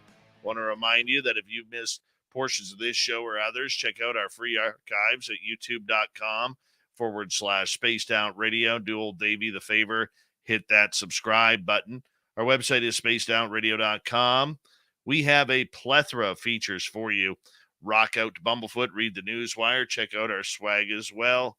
Follow us on Twitter at Spaced Out Radio, Instagram at Spaced Out Radio Show, and on TikTok at Spaced Out Radio. We continue on tonight with Varla Ventura. We have her for the top of the hour for our great show that we call Our Cryptid World. Varla's website, varlaventura.net. We've been talking about ghost sex. Yes. Yeah. I blame the audience members in our chat room for this one, but we're going to go with it. We are. Varla, welcome back, my dear. Why, thank you. You're welcome. Okay, questions from our audience. Dave Walters, down in Kamloops, British Columbia, home of the Blazers. Could dream sex be a way of extracting genetics from us by aliens supplanting our thoughts? Yes. I mean, I feel like that is possible. Certainly. Yeah, dream sex in general, not specifically ghost sex. It could be, sure, distraction, relaxation, not unlike massage points, right? Just like makes you feel really good, so you don't think about it's like anesthesia. Yeah, I mean, I think that's certainly, I would say yes, that's a possibility. I would not rule that out. I've never thought of that before, but I would not rule that out. Follow-up question from David. Is there a clear difference, in your opinion, between ghosts and aliens? Yes, in my opinion, there is a difference. I think that ghosts tend to be more of, okay, so they probably all exist in that same supernatural plane. I am of the, and over the years, I've become more and more of the mindset that what we call aliens today are also some of the things that, the Egyptians were painting on the sides of their pharaohs' tombs. So I do think that the sort of, godlike or coming down from the sky kind of alien stories that we have in today's lexicon, you can see that repeated throughout time, really, from indigenous cultures to today. You see this kind of idea of something that is off planet, meaning not of the earth, non-terrestrial, right? Extraterrestrial, making contact. And then I think so. Ghosts, I feel like, are a little more connected to the other terrestrial plane. So in my mind, there's this constant other plane. I don't really like to say parallel dimensions, but I guess that is one way to look at it, that there is an invisible world that's around us. What's the line from, but not Tales from the Dark Side, not as brightly lit. Right. So there's this other world that's around us at all times. And we sometimes get glimpses into that world. So I think that that's the realm that the supernatural creatures and ghosts fit into that. Ghosts, I feel, are very much tied to our humanity. Extraterrestrials, I think, are only tied to our humanity in the fact that we are human. Like, they're not tied to us because we're human. There's an off-planet curiosity there. So I consider them different, but also still kind of, supernatural beings. But like, I don't think of aliens as cryptids by any means, and I don't think of aliens as ghosts. What about ghosts that specifically target children? Well, I mean, there are countless stories, fairy stories of children being kidnapped and targeted. Women, when they would give childbirth, would have to go through this series of kind of like locking everything. You'd have not just like locking the doors and windows, but locking every drawer and every cupboard, ensuring that the fairies had no way in.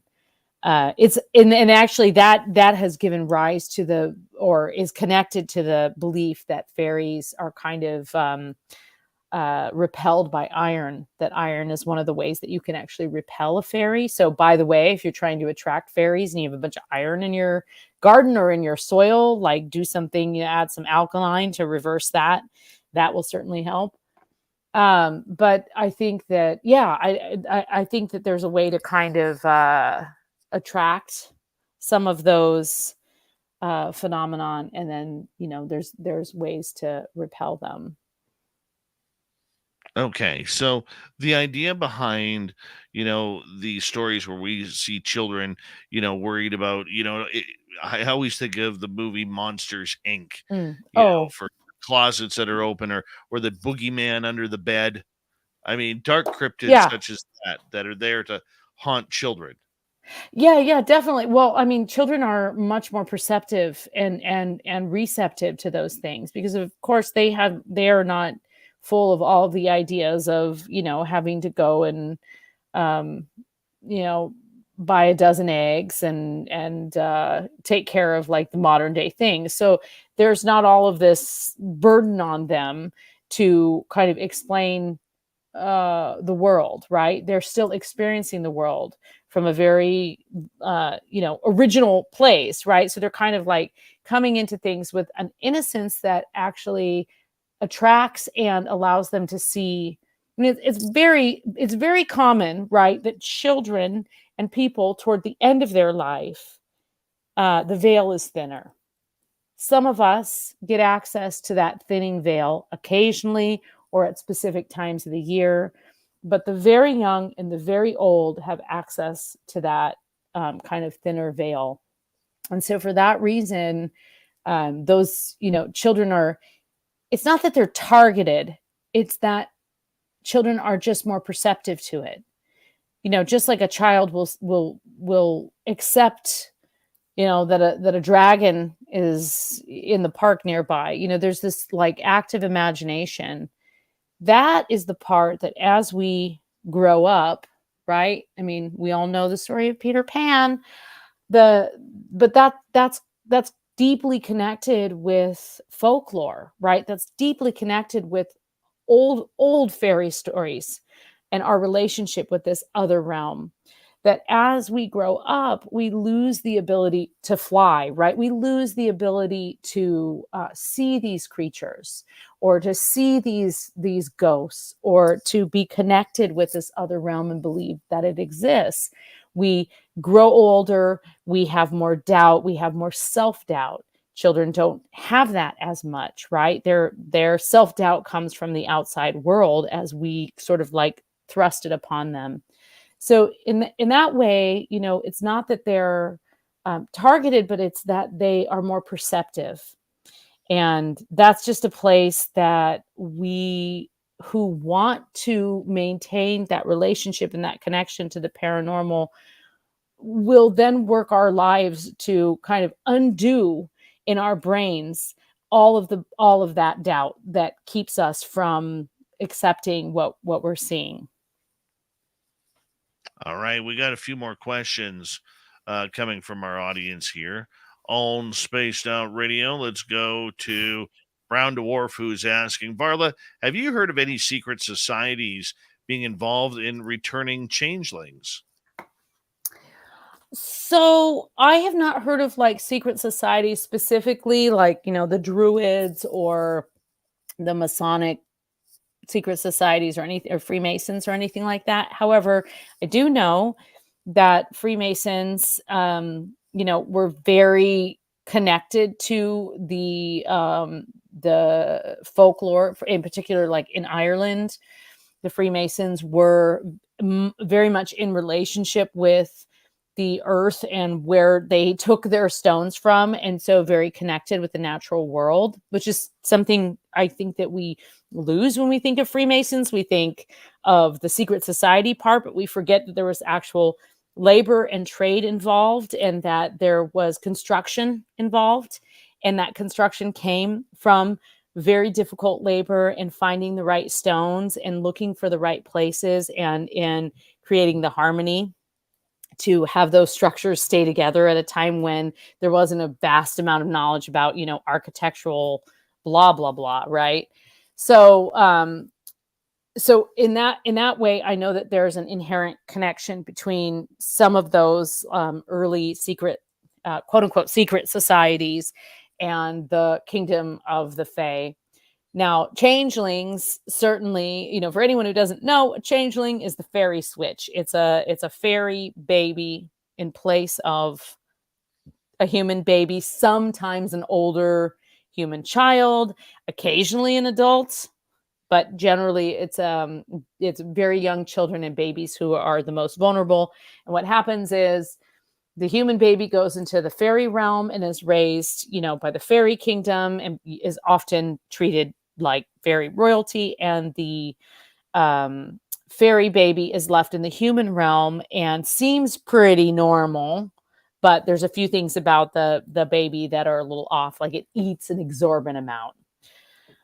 So I don't know if so there's several ways to return a changeling or to get your changeling back, a few of which I have been pondering for years to try and figure out what the spiritual significance is of those.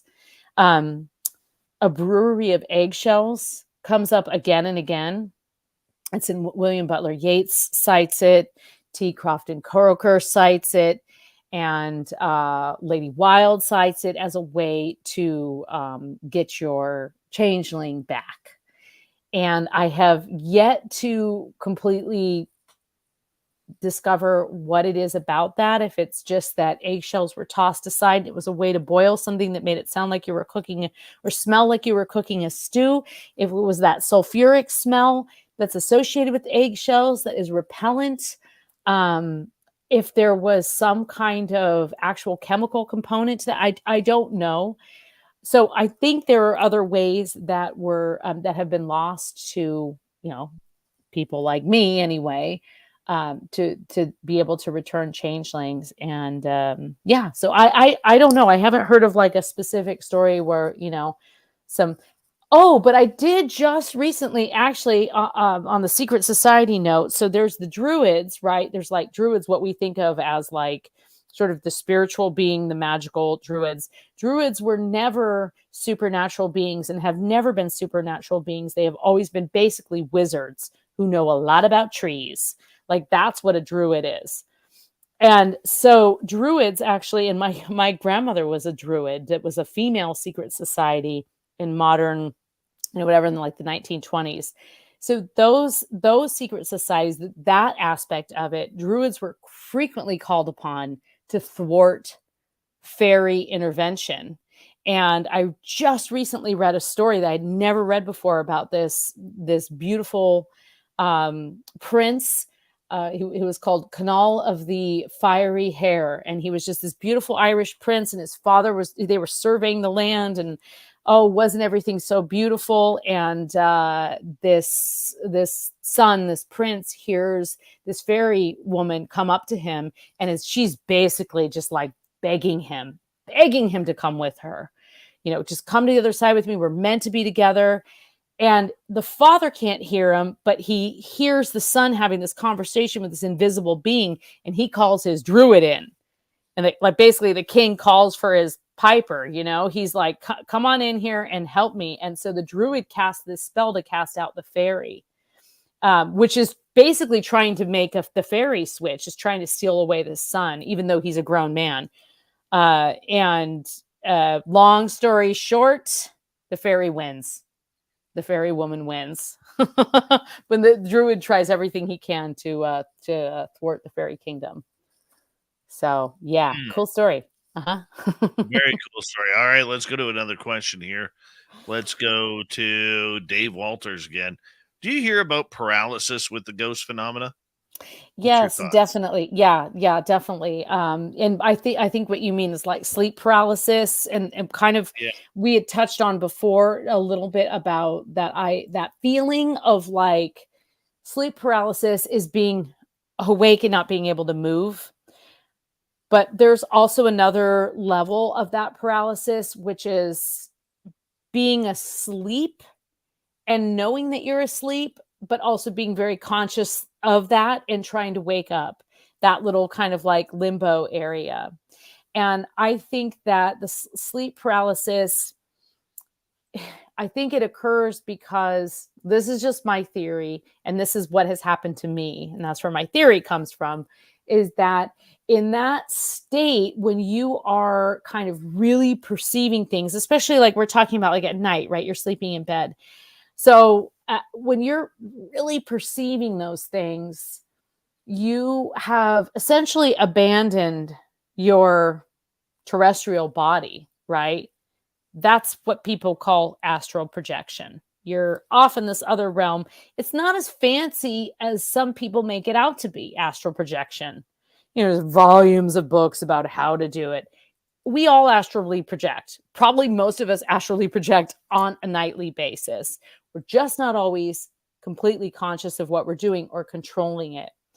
I think that the supernatural and ghosts are completely part of that. And sometimes if we weren't paralyzed with that sleep paralysis, we would wake up and we would not see whatever kind of phenomenon is appearing. So for example, you wake up and there's something at the foot of your bed and you cannot move. And that's terrifying, right? It's a terrifying feeling.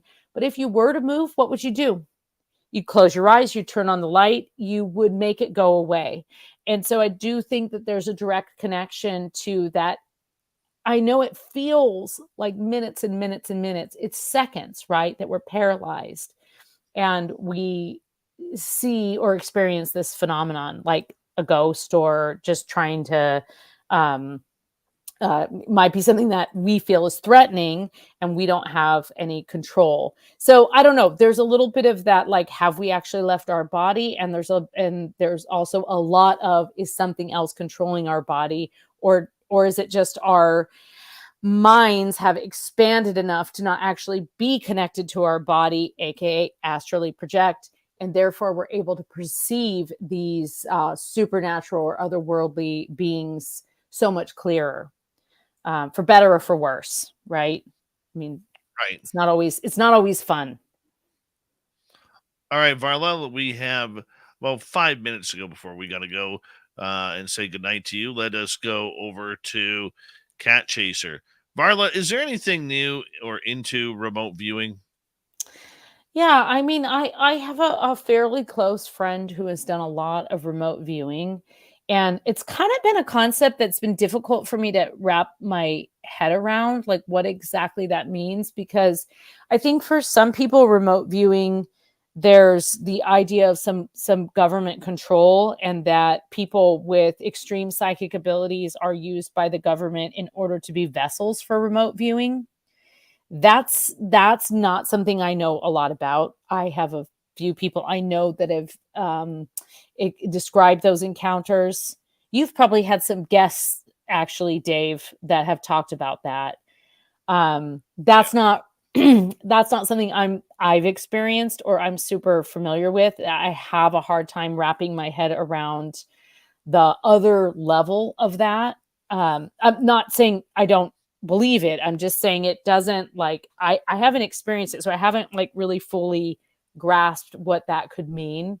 But as far as remote viewing, I mean, to me, I've always thought of remote viewing as astrally projecting, right? So to me, that's all just, it's meditation. It's being in control of your mind, but letting complete control of your body so that you can leave your body and travel elsewhere.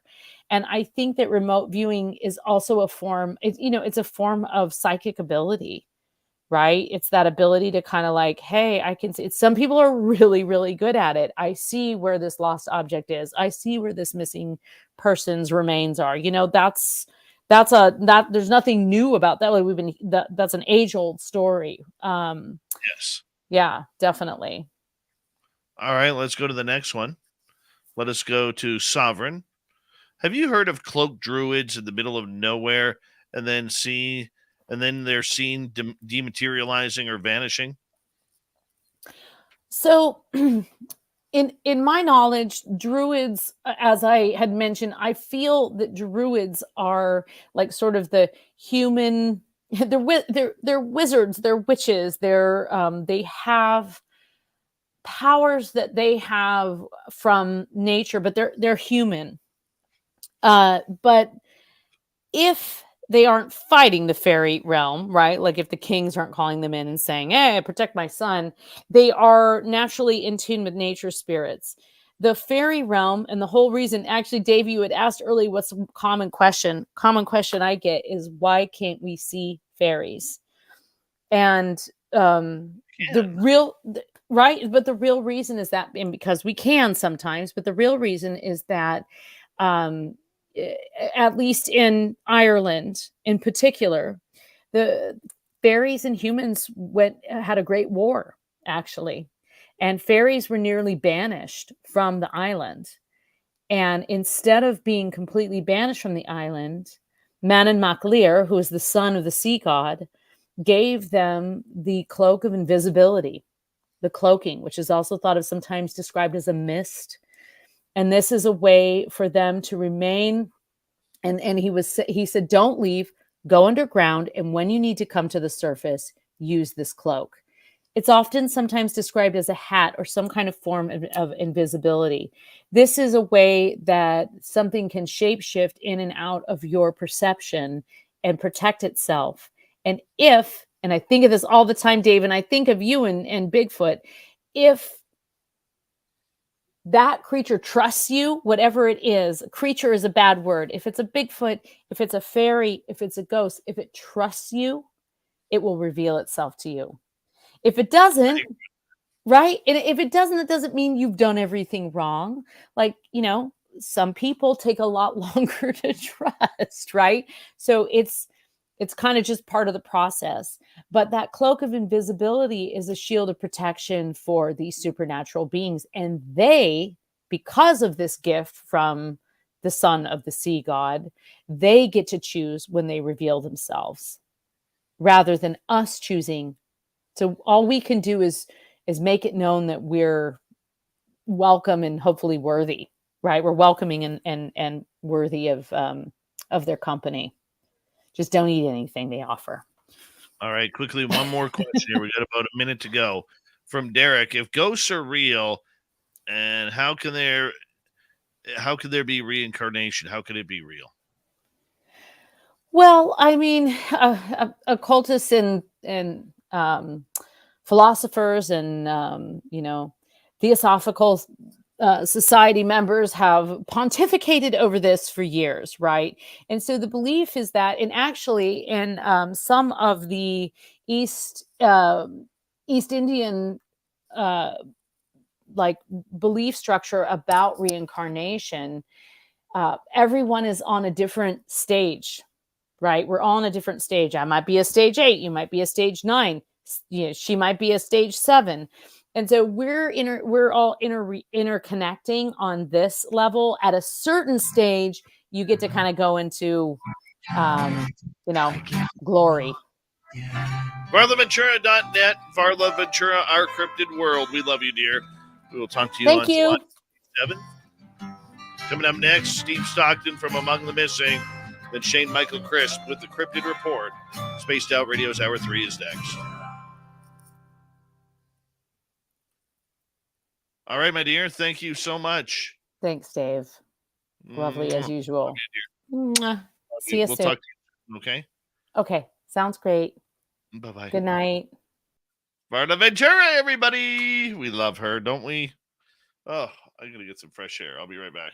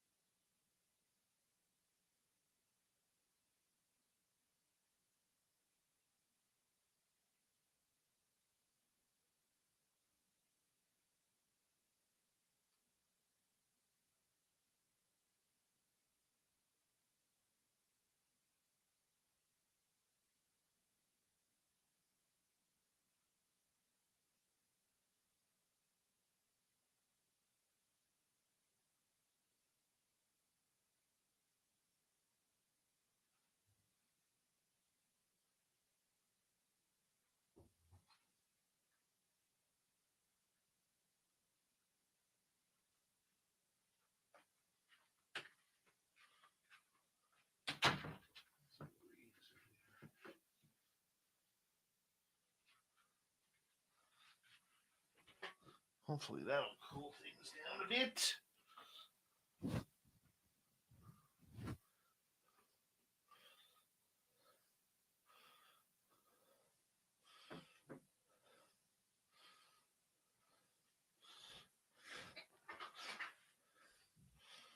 All right.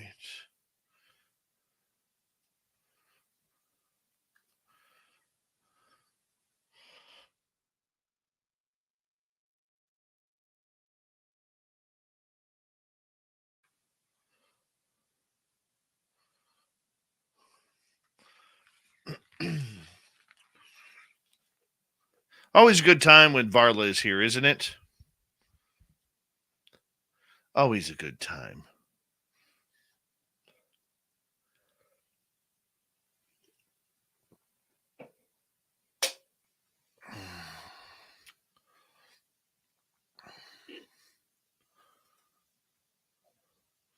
Put that there. Goes there.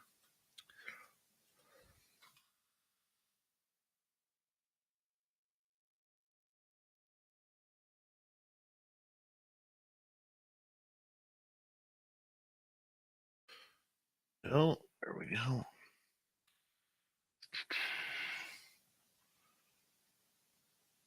She's a warm one in here tonight.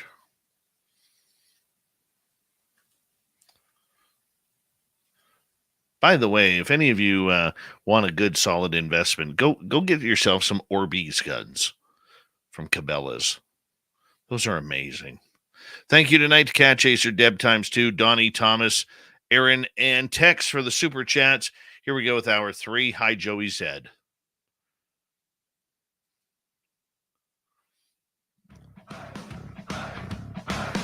Would you like to connect with us? Head to spacedoutradio.com for all your latest show info.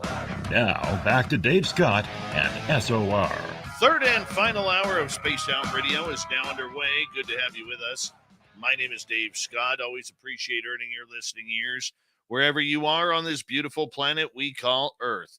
Hello to everyone listening in on our terrestrial affiliates around North America, digitally on Odyssey Radio, TalkStream Live, and KPNL. All of our archives are free. Join us at youtube.com/Spaced Out Radio. Do old Davey the favor, hit that subscribe button. The Desert Clam has set the password for tonight in the SOR Space Travelers Club.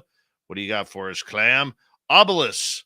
Obelisk is your password. Use it wisely, Space Travelers, as the Clam sets the password each and every night right here on Spaced Out Radio. Our website, spacedoutradio.com. We have a plethora of features for you. Rock out to Bumblefoot, read the news wire, check out our swag as well. Follow us on Twitter at Spaced Out Radio, Instagram at Spaced Out Radio Show, and on TikTok at Spaced Out Radio. Here we go again. Steve Stockton from the YouTube channel Among the Missing joins us for another creepy story. Hello, friends. Welcome to Among the Missing YouTube channel on Spaced Out Radio. I'm Steve Stockton, and I'm about to take you on an unbelievable journey of people just like you. Their stories and encounters will haunt us on Among the Missing.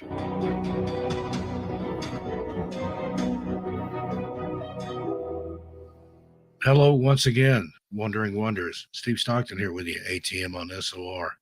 Tonight, we bring you the strange story of the island of Nix's Mate. The island of Nix's Mate is a dangerous rock outcrop in Boston Harbor that was once 12 acres in size. An 1883 book entitled King's Handbook of Boston Harbor by M.F. Sweetser describes it as, quote, a large gravelly shoal between Long Island and Gallup's Island, partly bare at low tide, and crowned by a singular and ominous-looking beacon, end quote. The beacon is a black and white ceramic conical structure that sits atop a wall of granite slabs. John Gallup, a Bostonian, purchased the property in 1636. He found it ideal for grazing his small herd of sheep. However, the local authorities discovered that the island was suitable for hanging pirates.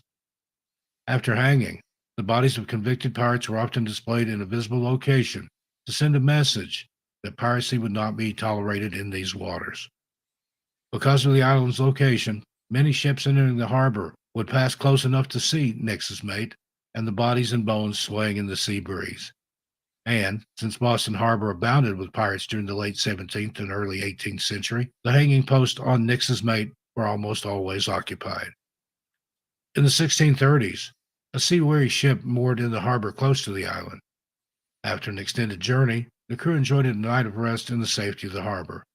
But the following day, the captain, Nix, did not emerge from his cabin. Curious, one of the crew knocked on his door, then cautiously entered the room. Nix was dead. He had been murdered in his sleep. The authorities were notified when the crew got ashore, and the captain's first mate was convicted of the crime. The man swore his innocence, but it did not sway the opinions of the court or crew. A crowd gathered at the hanging island, and as the hangman slid his noose around his neck, the mate cried to God, "Show that I'm innocent. Let this island sink into the sea to prove I've never committed murder." His words hung in the air, unnerving the crowd as they returned to their homes. After some time, the town and harbor resumed their everyday routines. However, the island gradually eroded, leaving only a few rocky shoals. Eventually, the remaining land became known as Nix's Mate, named after the innocent man who was wrongly accused. Now, there are different versions of how the island got its name, and one of them involves a pirate named Captain Nix. According to this story, in 1680, Nix sought refuge in Boston Harbor with his ship, carrying treasure he had stolen from unarmed merchants.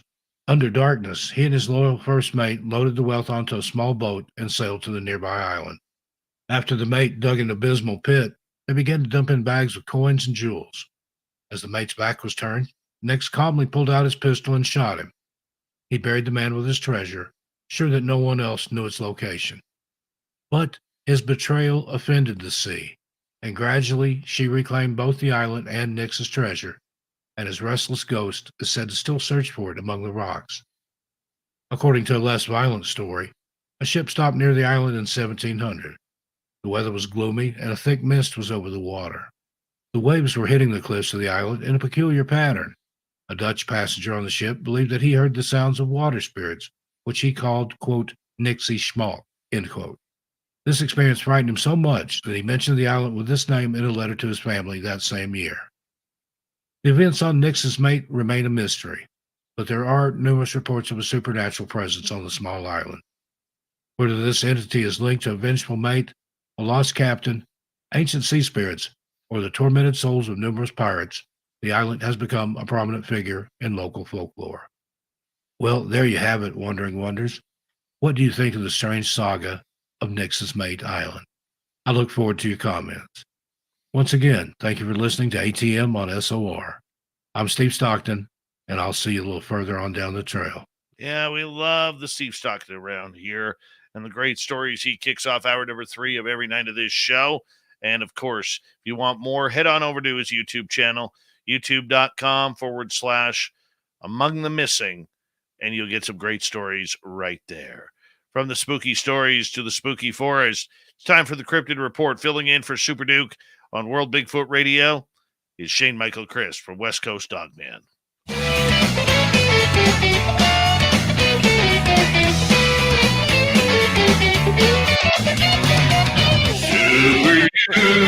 Super Duke, the Cryptid Report with Super Duke. And of course, Shane Michael Crisp from West Coast Dogman Project joining us all summer long for the great Cryptid Report here. And Shane, thank you so much for joining us, my man. Hey, thanks for having me back, brother. It's good to be here. Always good to have you here, my man, because there's always something different going on in this world. And you got some interesting things with some Bigfoot action going on in California. What's going on, man? So, right now with 4th of July just around the corner, a lot of people are out camping. It's the summertime. And, Dev Rooney, the former Region 1 director for the North American Dogman Project, actually posted up a campground. It was like the park rangers that posted up a Bigfoot warning sign, and that they had been seen near the Kern River up near the Johnsondale Bridge in the Fairview campground. And I was kind of shocked about that. That's the picture she posted, and I didn't know if there was any validity to it. So I was actually this weekend going to go drive up there and go check it out and go see if this was actually a real thing or if it was just for looks and giggles and just someone just to laugh about. But so like how something I always was taught was you have to prove to disprove. You got to go check it out. So that's what I'm gonna go do this weekend. I sent you screenshots of the location of where it is from where my location is in Bakersfield, California, and it's not even an hour drive. I think it's about hour and a half because there's a lot of twisty turns going up the mountain, but not that far. I've actually camped growing up at the Johnsondale Bridge and the Fairview campgrounds. So, but there's been reported sightings recently of Bigfoot in the area. So, Well, I've seen these signs popping up in British Columbia as well, especially along the deeper hiking routes. I don't hike personally because mhm. I'm trying to perfect laziness. I'm not one of them in good shape guys like you are, you know. Well, I But appreciate that. but let's read this for our radio audience. What does this say? Let me get my glasses really quick. Can't really see it. Okay, so it says attention campers. Due to the increased flow in the Kern River, the Bigfoot are coming down from the high country to feed on fish and vegetation at the river's edge. Do not be alarmed if you have any encounter. Remain calm and follow these simple steps to stay safe. Do not run from the Bigfoot. Do not chase the Bigfoot. Do not yell at the Bigfoot. Do not feed the Bigfoot. Do go about your business and do take pictures. Bigfoot will not enter an occupied camp. Bigfoot will not harm you. Once the encounter is finished, report it to the nearest ranger station. Please keep note of the location, time, and the direction the Bigfoot is traveling. The most recent encounters are between Fairview Campground and the Johnsondale Bridge. Wow. Wow. So, That one's a little bit edited from the ones I've seen in British Columbia. mhm. But I can tell you this, man. I think it's great. Now, I don't believe this. I think it's more of a fun hoax that people are putting out there. But you know what? If you're in the area, it is good advice. I It really agree. I agree 100%. And like I was saying earlier, you have to put some validity to it. You have to go check it out to see if it is. Was it just made, off of a word font and just posted for, giggles and laughs but then again, I mean, it's in my stomping ground, so it's like, hey, and the area is not too far from actual hotspot of Sasquatch up near Springfield in the Ponderosa area. So I'm like, hey, why not go check it out? But really, it's getting out there with the family, just hiking, and maybe you might see a Bigfoot, you might see something. And one thing I learned as an investigator and a researcher, boots on the ground, is a lot of researchers have told me that when there's a lot more activity and people about, that's when these things are more likely to be seen because they use this as a form of entertainment. Like they like to sit in the tree line and observe humans. So I thought that was pretty cool, and I learned about that. But I'm like, hey, it's 4th of July weekend, why not just go out? It's going to be hot. You hike near the river, maybe even go play in the river, So it's just getting out and spending time with the family in the woods and getting to go do a little bit of researching on, cryptids like Bigfoot. well, you know what? I have heard a lot of stories regarding this that Bigfoot are very attracted to the happy sounds of children playing. Like Yes. there are so many sightings around, play parks or kids playing hide and go seek out at the cabin or Mhm. jumping into a lake. I know there was one lake around where I grew up, Mission, British Columbia, where people saw Sasquatch after a day swimming in the lake. And I mean, this is something that isn't all too familiar. I mean, it does lead to, it makes you wonder if some of these people who just vanish and disappear are because of this, Mhm. especially younger children who may not know that that big teddy bear may not have the best intentions of being played with. But I mean, there is still that idea though that, when you're in an area where there could be Sasquatch or even animals, Mhm. okay, apex predator animals, to them, a child screaming in happiness is the sound of a rabbit or another prey that is not very, or that is suffering, pardon me. So Exactly. I mean that's stuff to look out to for too, Shane. Yes, definitely. And that's what, I always go when we do hike, you always do carry, bear spray, firearms, check the wildlife.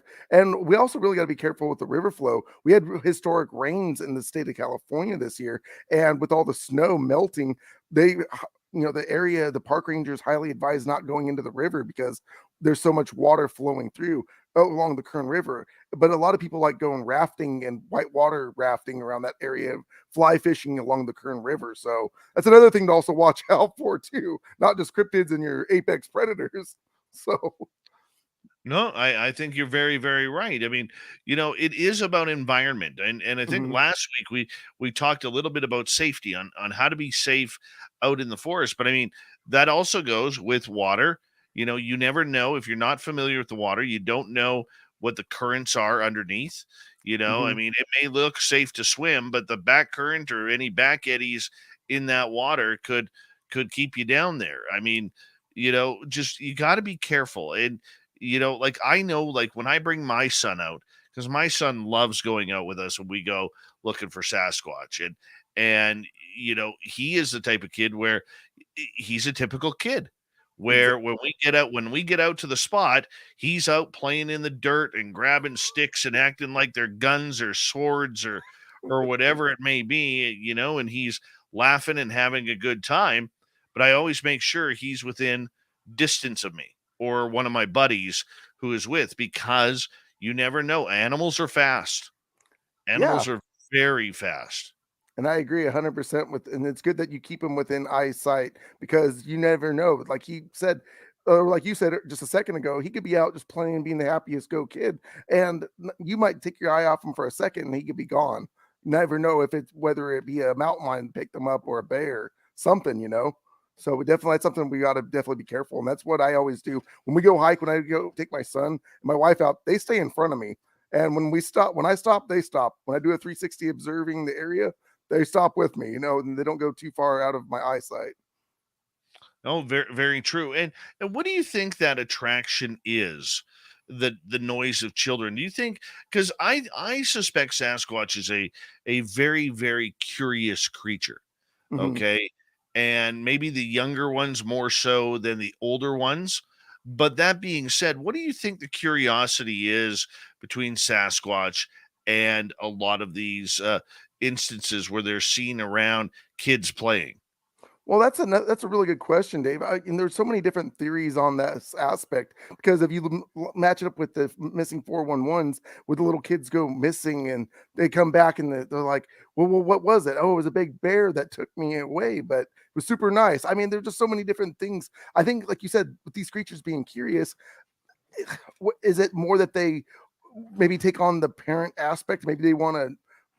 I mean, I've heard of so many different theories and possibilities on it, Dave, that it's really hard to pinpoint or kind of you know put them all together or try to differentiate the ones because whether it thinks it might be a prey or it might think of it as its own child and maybe you want to nurture it. These are intelligent creatures for sure. So really, I really don't have a theory on that. I think there's a multiple different theories on it. Well, it's like I said, very interesting to see how it plays out, because in the end, we have these encounters happening, Hmm. and any type of forewarning, whether it was that letter that you put out there, or whether it's just you got to be aware, you know, um, these creatures, they're out there, man. They are out there, and their curiosity may kill the cat one day, pun intended. But for you, have you heard of any good sightings recently? Whether if you're talking with the Bigfoot, I have heard just one. It was actually in Oregon, and then I was interviewing a gentleman tonight that was had a couple dogman encounters actually in Southern California, and he said that him and a buddy of his came across his third encounter was in 2017, and the thing looked like your apex predator, typical dogman Van Helsing looking type werewolf, and his friend ended up being so shooken up by it that he ended up committing suicide 3 months after the sighting. I was so blown back by that when he told me that tonight that I actually got chills when I was interviewing him along with my co-host, and I was just so shocked. I never heard of someone actually committing suicide after an encounter. That was a first for me. Wow. Yeah. When was that incident? This was in 2017. So I interviewed this gentleman. He was actually from near San Diego, California, and he'd had, recent encounters, one in 96 and then one in 2010. But he was out going with a friend and they were going to go do a paranormal investigation, in the wee hours of like 6 a.m., 7 a.m. But they were driving to go to that location and they happened to see a dog man that looked like it was crouching down. He had to take a double take on it and it looked like it was a rock. But when they saw the side view of it, it had the digitigrade leg structure, the tufts on the ears, like you're pretty much like your Van Helsing looking werewolf. It blew them both back, but they were just so shocked. But the friend, when they got to the gas station, was so shaken up by it that he looked pale as a ghost, according to my witness. And he said that his buddy did commit suicide 3 months after that he left a suicide note saying that the devil was chasing him and that no one knew about the encounter, and that tonight was the first time he'd ever went publicly with it, other than telling his mom and his grandmother about it. So, like I said, I was truly honored for him to tell us about his dogman encounters, but I was just so blown away by hearing that, an unfortunate person, was so, terrified after seeing one of these cryptids that they ended up taking their own life from it. Yeah, I mean that's sad. I mean that it affected that gentleman that poorly that Yes. he did what he did. But I mean, it really goes to show that the emotion that happens when you come in contact with one of these strange creatures, it could literally scare the daylights out of you to a number of points to do something like that because it affects us so differently.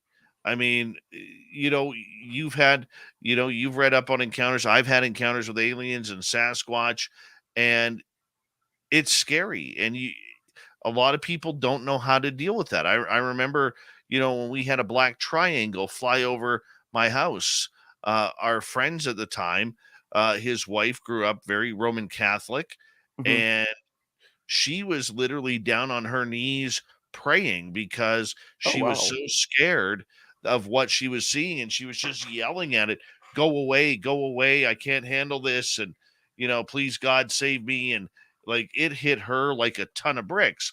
In the meantime, I'm sitting there staring at this thing thinking, oh my God, right? Like, what is this hovering above my house? So I mean, it's the emotion that hits people, hits everybody differently. It's Mm. not like, oh, hey, that's cool. When you have a close encounter and you have a certain belief structure, it can be scary, man. I agree 100%. And there's different ways, like how you said, whether, me, I'm a thrill seeker. I want to go see one of these things to prove to myself that they exist, or whether it be a Bigfoot, a dog man, or, any type of cryptid, really. But those are the main two interests I have is those two cryptids. But then again, like you said, who knows what type of toll it's going to take? Am I going to be starstruck, like, oh, that's a dog man? Or am I going to be in a fight or flight mode? It's just really what's more important, the thrill seeking adventure of it, or, saving my own life. It's who knows what type of experience you're going to have or encounter. So, I agree. I agree. With these sightings that are going on right now, mhm. I don't know, if in that area, if there's a lot of action that happens quite frequently, but do you see that area being very active at times in that Bakersfield area?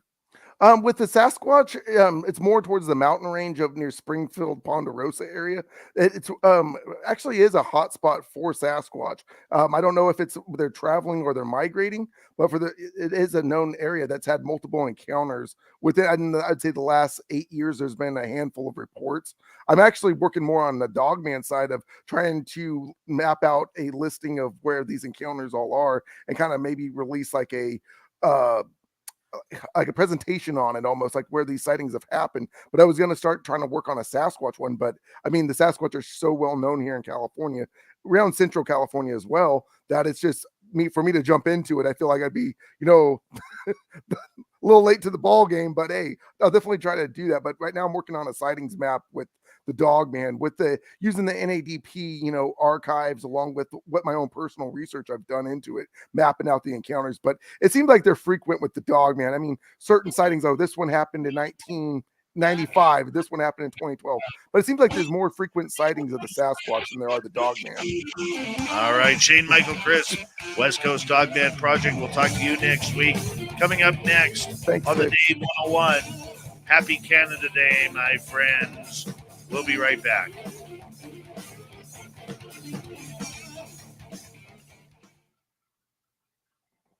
All right, buddy. Great job. Hey, thanks again, brother. I'll try to find some more cryptid reports. So hopefully I didn't fail you this time.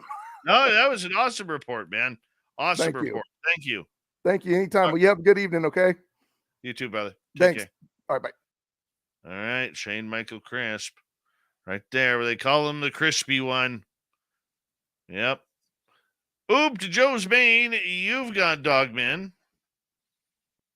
Yeah, you do.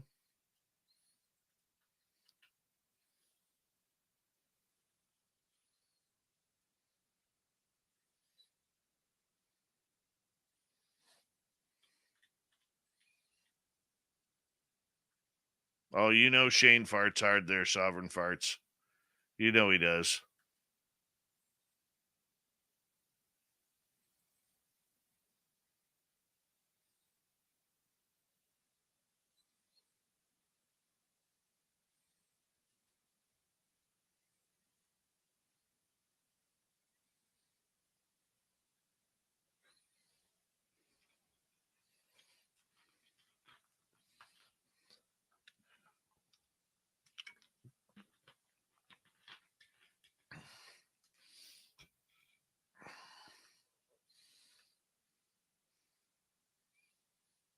It is very warm here. It's very warm.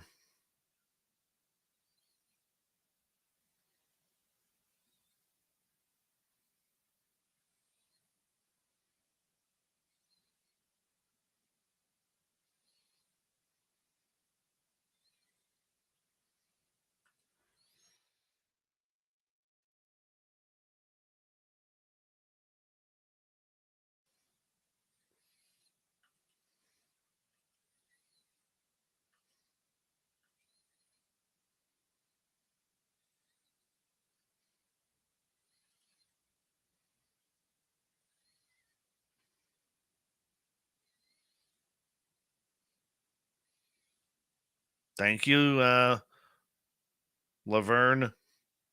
I'm teasing, Vanessa. So many L's. Laverne, LV. Laverne.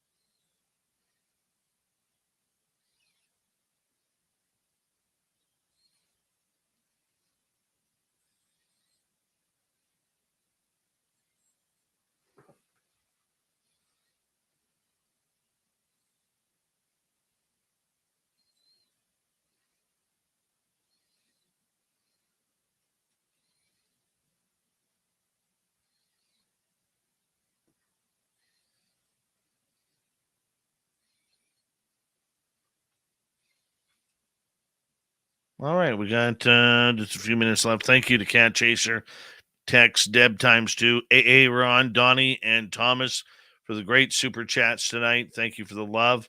And if you haven't already, give us a thumbs up, thumbs down, thumbs sideways. Leave a comment after the show. Helps with the algorithms. And of course, you can do some shopping at spacedoutradio.com. Yeah, that's spacedoutradio.com.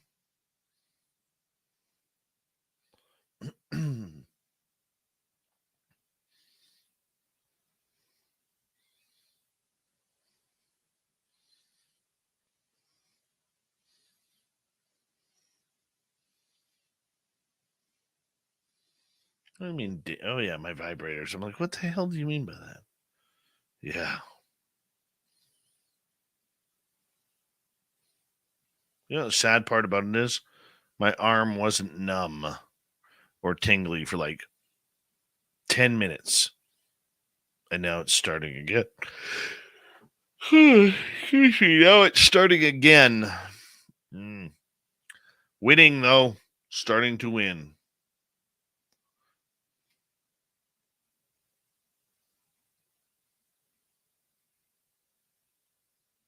All right, here we go in 10 seconds, everybody.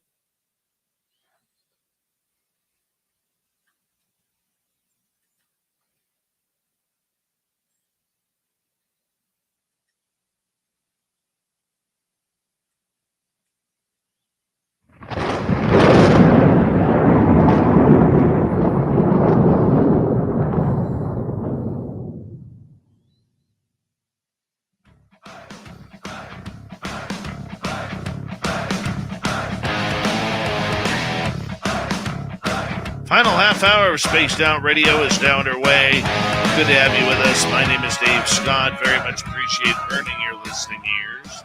Want to remind you that if you miss portions of this show or others, check out our free archives by going to youtube.com/Spaced Out Radio. Do old Davey the favor, hit that subscribe button. Our website is spacedoutradio.com. We have a plethora of features for you. Rock out to Bumblefoot, read the Newswire, check out our swag. Follow us on Twitter at Spaced Out Radio, Instagram at Spaced Out Radio Show, and on TikTok at Spaced Out Radio.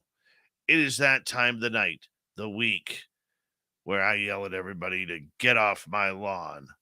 It is time for the Dave 101.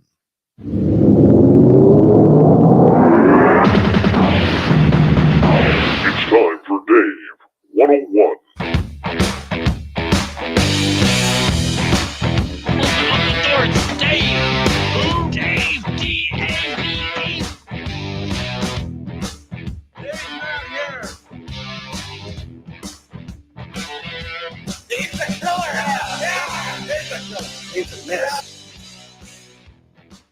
Coming up this weekend, Canada will celebrate its 156th birthday. And yes, there will be flags waving all around the country. Songs of "O Canada" going around, people wearing red and white. Yes, we actually do celebrate up here, America. We actually do have a Canadian celebration for our country. Hard to believe with the 4th of July just around the corner. But you know what? Us Canadians, we like to party too. Lots of beer will be swilling around. And for some, it's just the beginning of new topics because Canada, as you know, is my home and native land. And I'm very much proud to be Canadian, even though we broadcast all over the world. But if you watch this on YouTube, you'll see that I got a giant Canadian flag right behind me, you know, because I like to show a little bit of a patriotism every now and again. I do. And I will on Canada Day as well. And just to cap things off, I signed my son up for hockey today, so that's pretty stereotypical of what we do around here at this time of year. But nonetheless, the reason why I want to say happy birthday, Canada, and put the attention north of the 49th parallel for just a little bit here is because I think Canada has a very, very good shot at becoming the country of disclosure. Now, I say disclosure with a grain of salt because I do believe we are in a confirmation movement, confirming that we are not alone in the universe. However, Canada's way of doing things, it may not be working just yet, but if Dr. Mona Niemer gets her way, who is Canada's chief scientist looking into this, all scientific data and all data from every alphabet agency in Canada will have to be filtered through a new UFO office. Not a task force, but an office with a team that will be gathering the reports, a team that will be distributing the reports and giving facts on the reports. I don't understand how this is going the way it is in the United States. I really don't. It's very difficult to follow considering you guys down there got all the best toys, you got all the best electronics, all the best flight systems, and all the best secret bases when it comes to this. And it reminds me, though, that Canada's rich history of ufology dating back to the 1950s with Wilbert Smith needs not to be forgotten by our Canadian brothers and sisters who are into the UFO topic. Old Wilbur there was even tracked down by the United States government to give information about what he knew regarding any sort of close encounter sightings or information the Americans had regarding UFOs at the time. Now, somewhere in history, all of this switched. For many Canadians, we believe that it was with the cancellation by former Prime Minister John Diefenbaker of the old Avro Aero program that literally took Canadian aviation when it was at its highest and literally threw it into Lake Ontario. That's truly what happened with the 2 test studies of the Avro Aero airplane. But here's the interesting part. With UFOs, we have a great history. It goes back to Stanton Friedman, who we get to share with our American UFO friends. He was born in New Jersey, became a Canadian citizen after marrying a Canadian woman, and lived his life in New Brunswick. Victor Vigiani out of Toronto has been stalwart amateur journalist who has collected reports and information regarding UFOs over the decades. I think of Richard Sirrett, a good radio host who loves the conspiracy of this topic. He's also on our station, Saga 960 in Mississauga, Ontario. A great, great journalist. I think of Grant Cameron if we head west to Winnipeg. Grant Cameron has been doing this since Charlie Red Star and his very close encounter in the 1970s. Grant has made it his mantra that he will release all of his files when he says he's done to make sure that the public sees everything that he did. Grant is also a big participant in what has happened with Canada and the U.S. and the relations between the two when it comes to any type of information sharing between the two countries. I think of Daniel Otis, a great young writer who started off writing about UFOs for Vice magazine, but ended up being a little bit stronger when he got hired by CTV News in Toronto, where he was able to get the message out on the UFO front. I remember when he was struggling to cover this story, and I gave him a number of very, very interesting people he needed to talk to help blow it up. Because I knew at that time Spaced Out Radio couldn't be able to do that and wouldn't be able to do that on the platform we needed. And Daniel Otis was my guy. So I helped him out. I think of Chris Rutkowski, fictional author who got really into UFOs. All of his studies are being sorted through right now, currently as we speak, at the University of Winnipeg, where all his studies on Canadian UFO reports will one day sit in an archive there open to the public. Now, I don't know how he did it or how they reached out, but Chris Rutkowski is someone who is in the know when it comes to the government.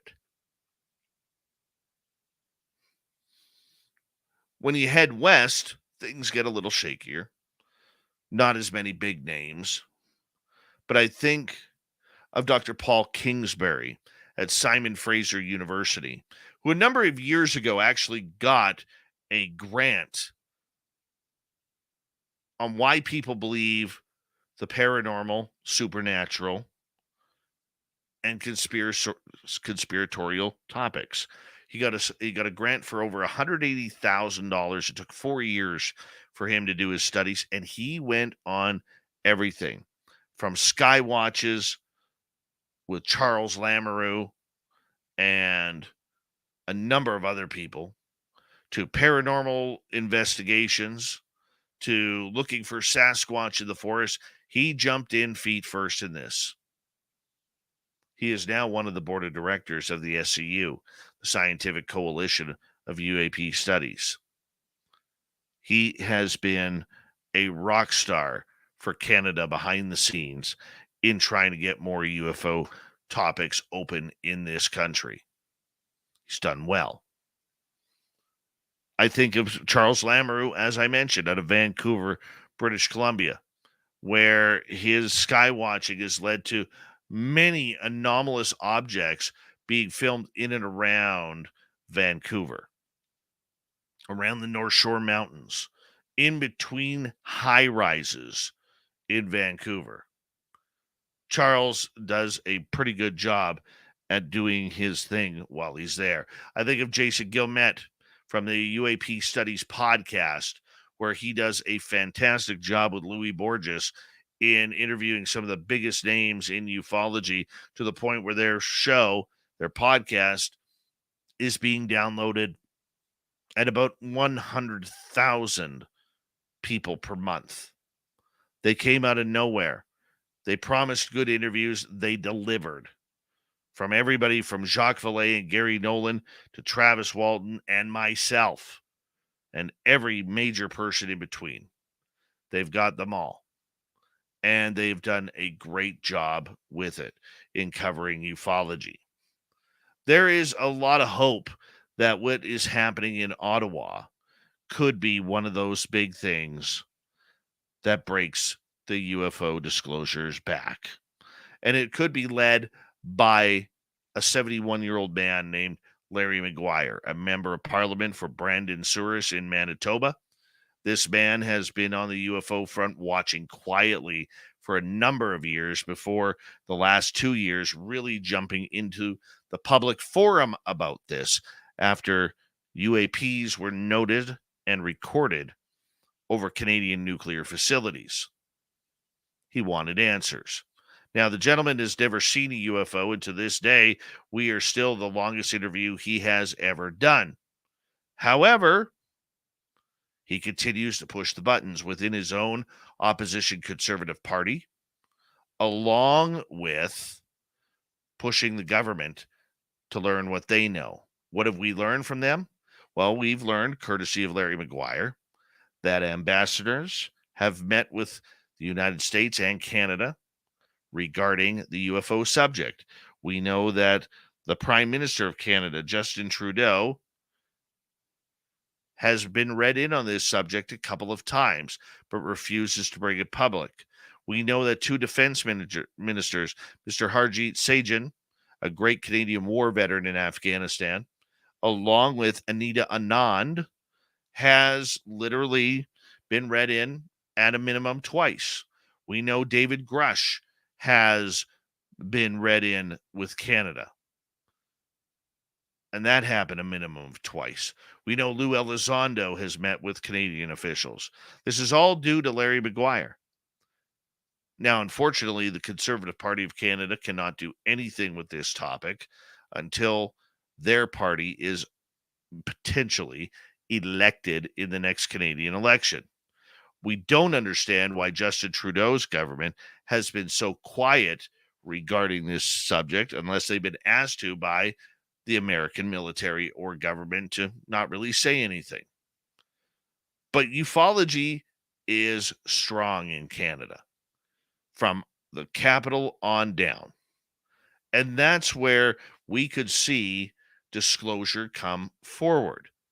It's not out of the realm of possibility. You may not agree with it, you may not like it, but there is a good chance because our good friends in the South continually want to play the threat narrative. They continually want to hide secrets of what they really know. And as a subsidiary, we also see all of these different groups trying to line up for disclosure for dollars to get their piece of the puzzle and a piece of the pie, more importantly. Whether it's Dr. Stephen Greer thinking we need 50 billion, whether it's NASA thinking we need 100 million or 100 billion for new technology, whether it's Enigma Labs who wants to take everything over and screw the world on this topic as long as they're involved, could be any of them. But there seems to be a real business link for disclosure for dollars when this story comes out. Not up in Canada, though. We don't see that happening.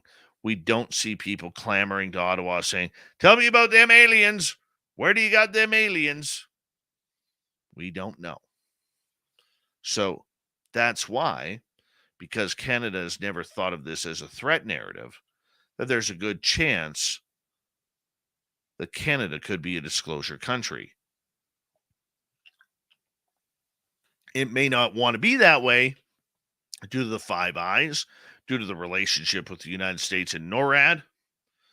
But if you think about it, if you're American, ego aside, it's a smart way to do it. Because Canada, everybody likes us. Most of the time. Except maybe the Russians. But the point I'm getting at is this. It could take a lot of pressure off of the Americans' back, number one. And number two, it means that the United States could still cover up a lot of stories by saying, hey, blame Canada. Happy birthday, Canada. Happy 156, and to every Canadian out there listening, thank you so much, and have a safe and happy long weekend in America. We'll party next week. Let's get to Shirky Poo's news. What time is it? It's time for Shirky Poo's news! Forget body shots. Body parts are apparently where it's at now in the United States. Following the arrest of 6 people charged with buying and selling human body parts stolen from a Harvard morgue, comes a report that this is a little bit more common than what people can think. Yeah, it's a macabre market where body parts donated for science are sold by a body broker to sell to other interested parties to do what they want with it. Harvard Medical School morgue manager Cedric Lodge allegedly stole body parts that were donated for research and intended for eventual cremation. Lodge's wife is also accused of being in on the alleged scheme and was busted, along with an Arkansas mortuary employee who allegedly sold body parts on Facebook for nearly $11,000, and a Massachusetts store owner who allegedly bought a human skull to create a creepy doll. Who does this? Who does this? While organ and tissue donations are heavily regulated by the federal government, whole bodies are not and can sell from about $5,000 to as much as $11,000. Human heads can fetch as much as $3,000. A spine can sell for about $1,200, and a set of hands could cost you about $1,000, depending on the condition of the appendage. Wow, I'm stunned by this.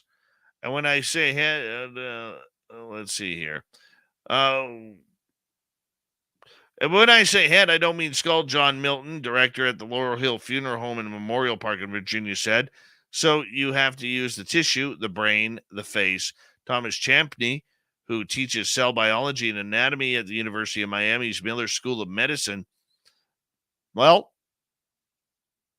he added that brokers typically sell to surgical training programs for teaching purposes.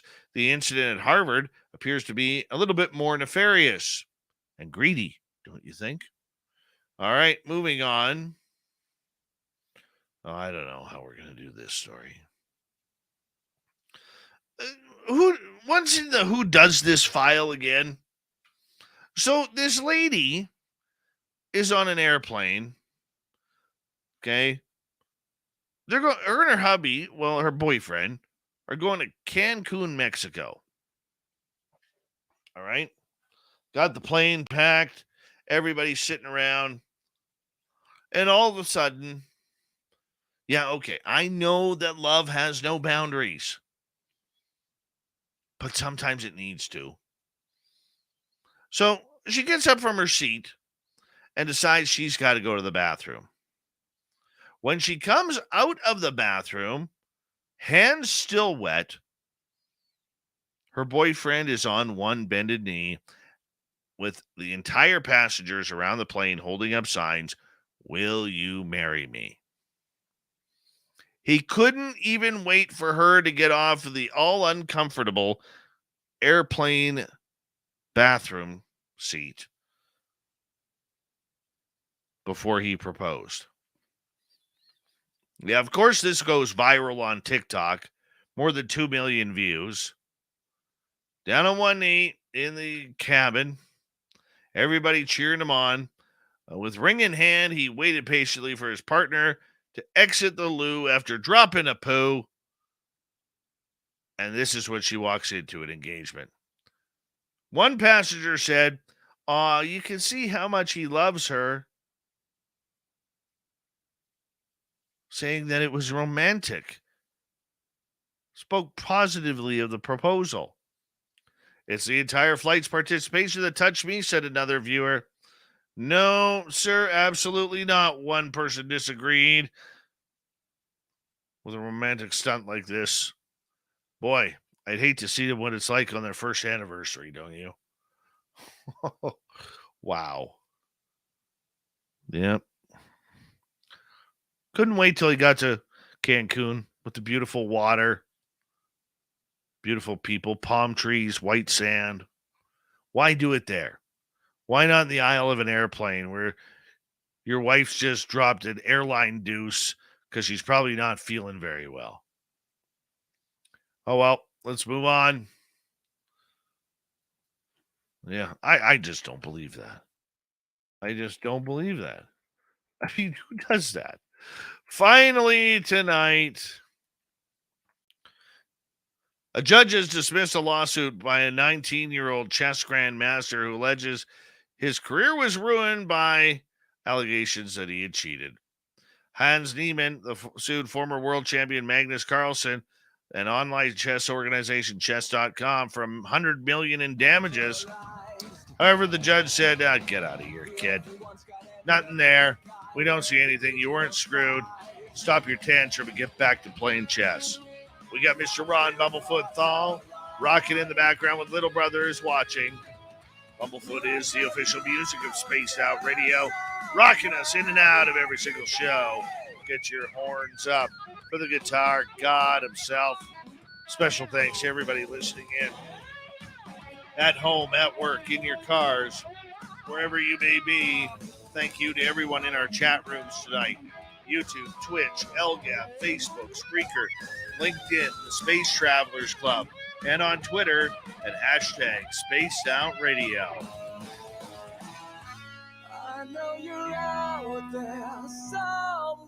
Remember, this show is copyright by Spaced Out Radio and SOR Media Ventures Limited. Thank you so much for choosing to share your evening with us, because together, my friends, make a mistake. We're watching. We own the night. Mr. Bumblefoot, we need a favor. We need you to take us home.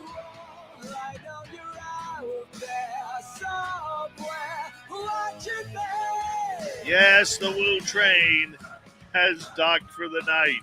But soon, my friends, we shall ride again. Your seats are always available.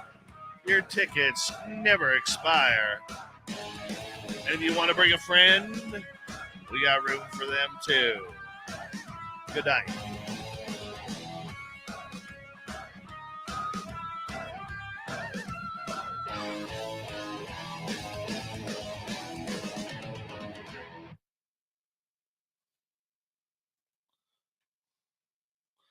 And when we see good old Ross Dogs in the chat room hopping on in late. This also gives us a good reminder to say hello. How are you to all the agents and agencies tuning us on in each and every night? We appreciate you. Give us a call sometime. Will you? You already have the phone number and address and everything. So just give us a call, say hello, drop a couple of secrets. And of course, I can be bought. I can be bought. So make sure of that. All right. And we appreciate it. Oh, yes. Thank you, Ross Dogs. Yeah, the We Own the Night. That's actually an interesting story. I'll tell you the story because I know you don't know. I'll tell you the story about that. When I was 18 years old, at my old hometown called Abbotsford, British Columbia, we had one of the largest air shows, or had one of the largest air shows in the world. And this was August of 1991, where, yeah, it was right after the first Gulf War. And my dad was part of the organization, and he ran the Pilots Bar. And that year, there was an F-117 stealth fighter that flew in from Nevada. And so I got to meet the pilot, and, 30 some years later, I forget his name, but on his military patch on his shoulder for the F-117, it was a picture of the F-117. I can actually show it to you. Hold on. This is actually kind of cool. Is that the one? No, that's not the one. I just saw. Where is it here? No,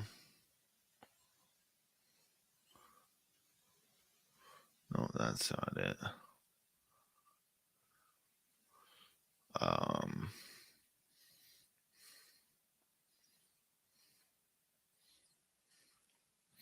See if that'll do it. Where are you? There it is. So he was wearing this patch. I'll show you here. I'll download it first. Make it bigger.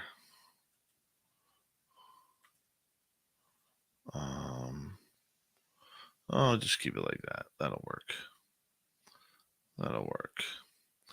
And all right, where am I? There I am. Share screen. There it is. And we'll go here. So this was the patch. Okay. And you have the hidden skunk here. You have Baghdad. And then you have the F-117 coming in at night. And I love, he was wearing this patch. And I never forgot the saying, "We own the night," because I loved the F-117 stealth fighter. So that was the patch he was wearing, and I thought it was awesome. So when I started Spaced Out Radio, I also didn't realize that there was another group that uses the same slogan. And that would be National Reconnaissance Organization. So you know where this is going. 1 second here. And let's go here. And that, so this one looks like.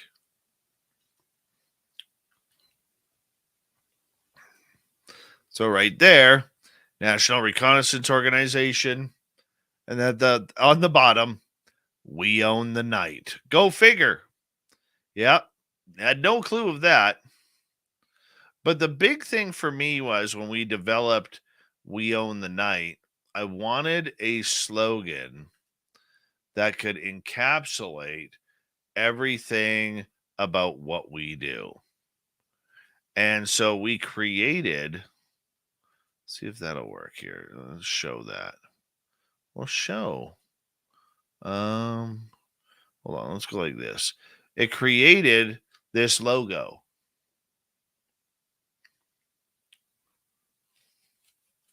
Okay. So when I sit here and I say, together, my friends, we own the night, it is all the creatures on this poster that own the night: the aliens, the ghosts, the fairies, Mothman, Dogman, Bigfoot, the orbs, the ghosts, the gnomes, the shadow beings, everything. They all own the night. I do not. So when I say, together, my friends, we own the night, it's actually them as everything saying that they own it. Isn't that cool? That's the story behind We Own the Night.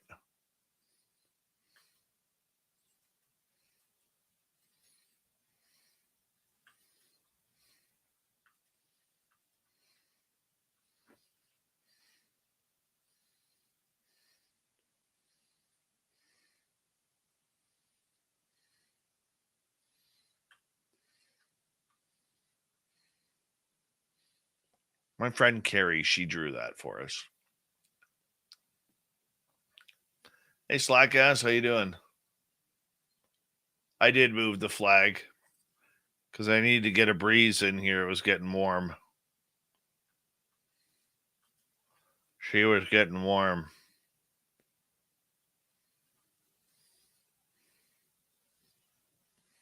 So as soon as I start talking about We Own the Night, Ross Dogs disappears too. Thanks, Ross. We own the night. That's what it's all about. We own the night. You can define it any way you want.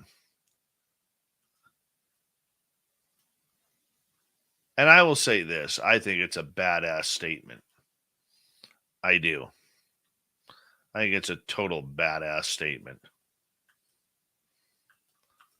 I'm proud we chose it. Hey, Kawhi, how are you?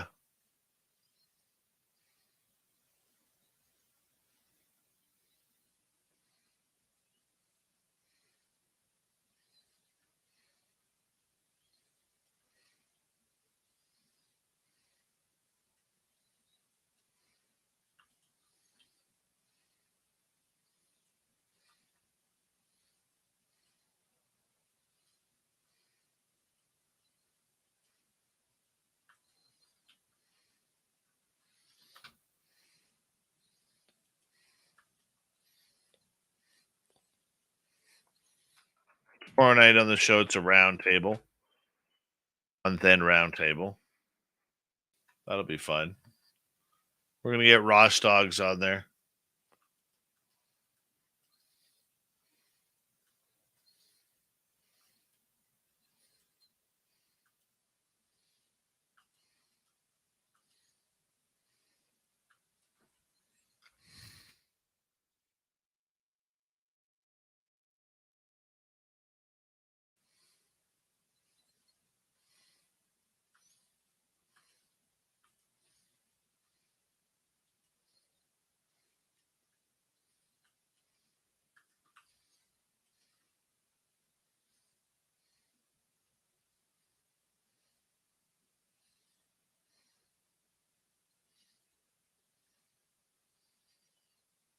Ross Dogs, are you allowed?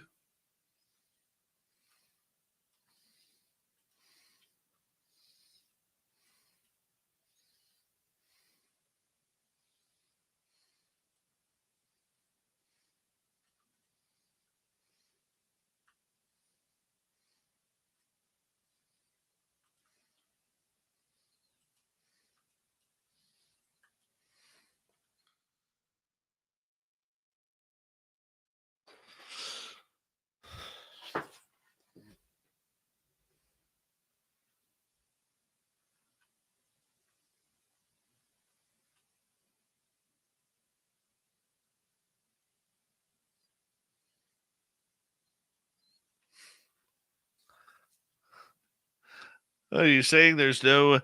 By God, are you guys looking for our Megatron down there?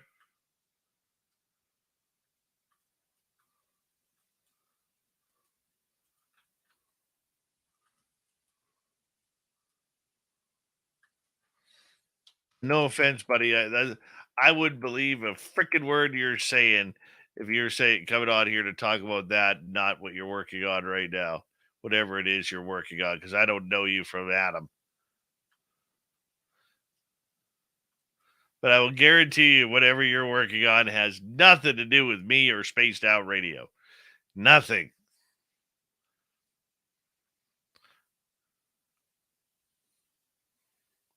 Actually, that would be a good topic about Antarctica. You could be our new Linda Moulton Howe. Okay, where the hell do I start this one? I think right here. Hold on. Yeah, I don't fucking care about my car, you know? You're listening to Spaced Out Radio with Dave Scott. Yeah, that's the one she talked over. Huh?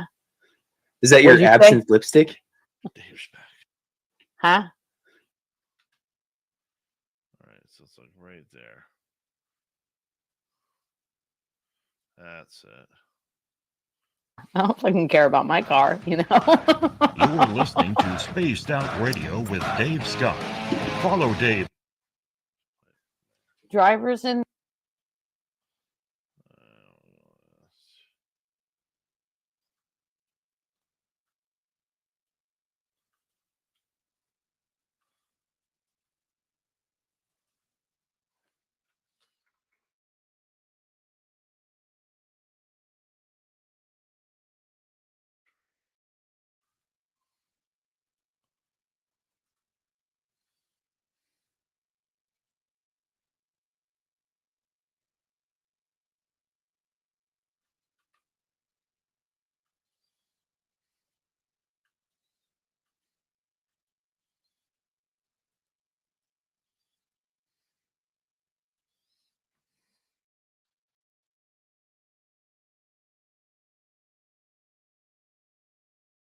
Pammy Smith, how are you?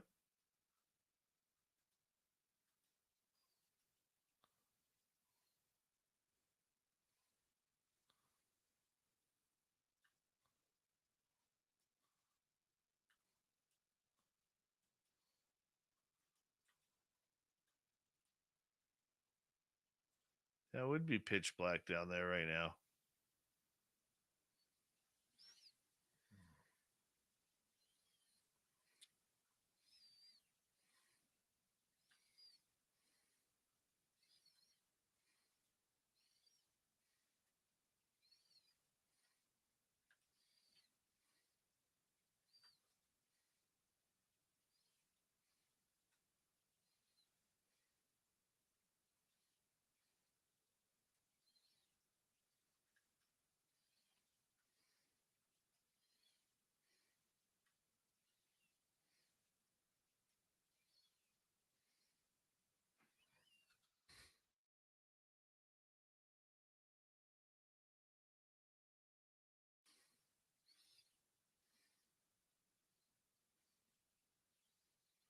David, FYI, on the 10s, turn it on about 30 minutes, then stop. Then.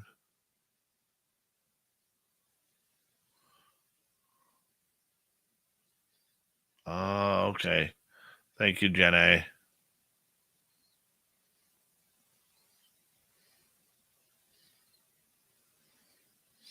I figured that about you, Derek.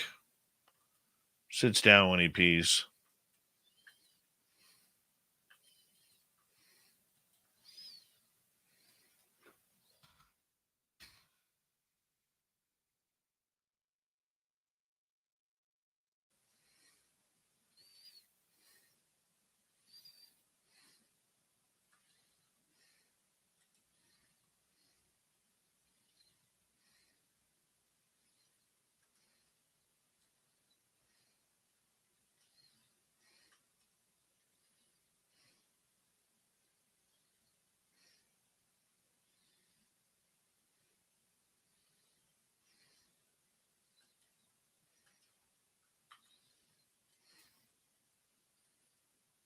Yes, Grant's going to be coming on very soon. Very soon. Lining up a date for him.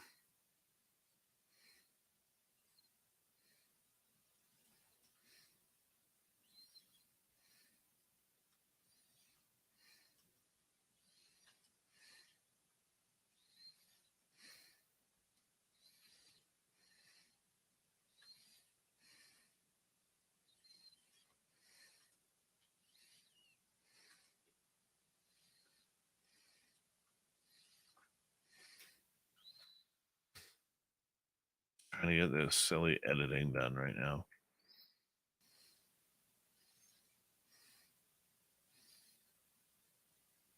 Have a pen? No. I'll check it out right now.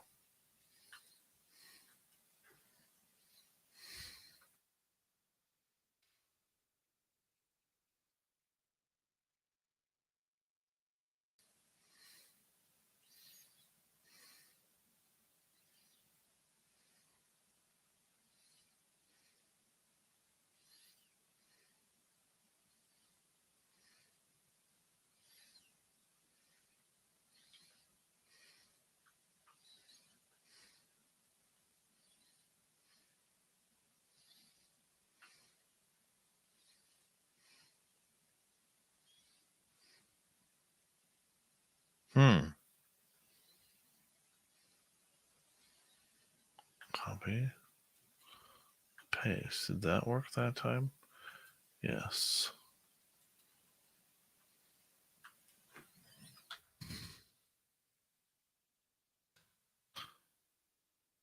Trying to edit and do 50 million things at once.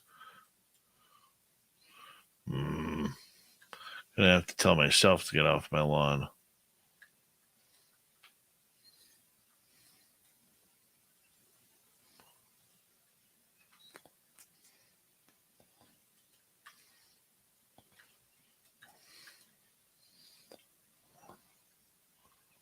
Hold on a second here. Copy, not cut. There we go.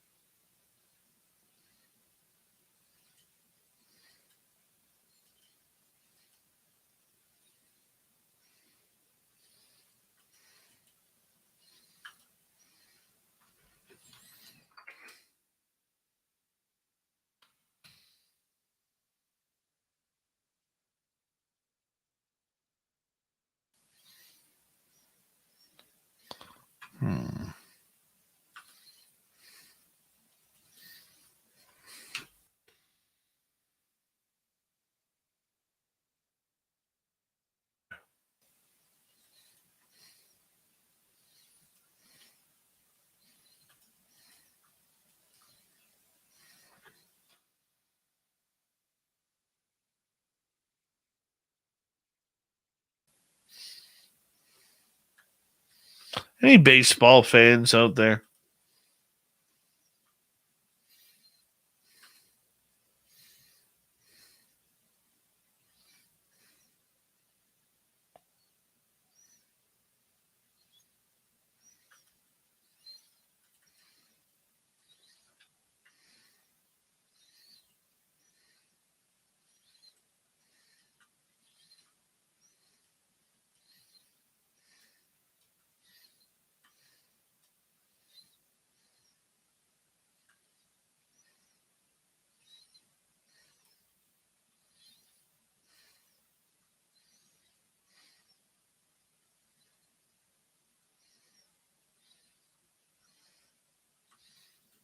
Convert.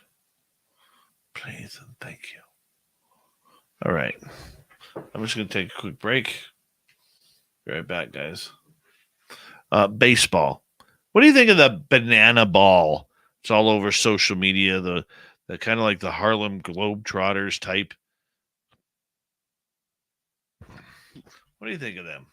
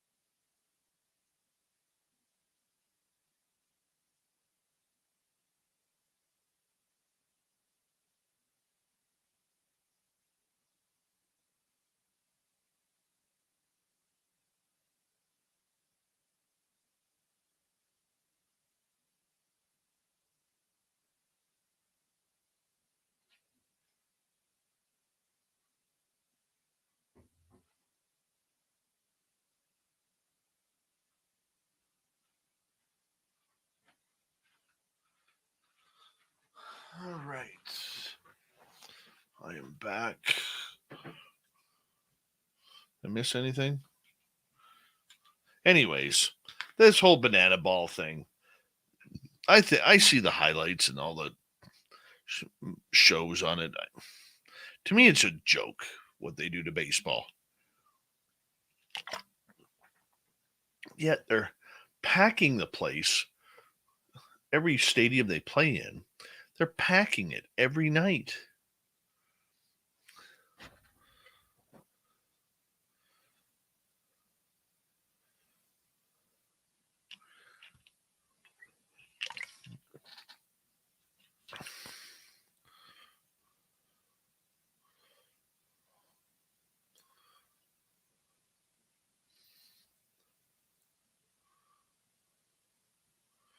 I do talk to the Fedora. We're trying to work something out to get him back in.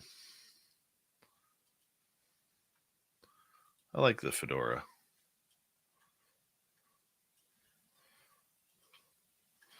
I should call him this weekend.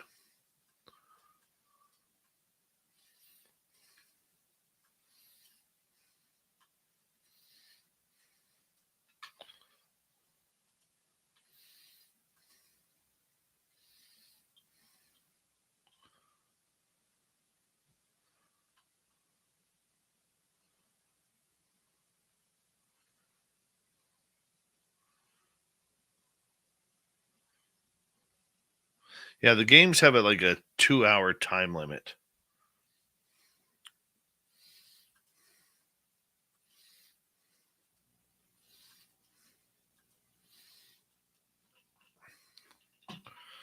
Shoot.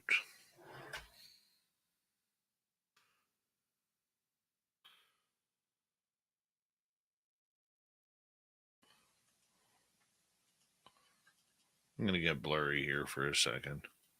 Well, for a few minutes.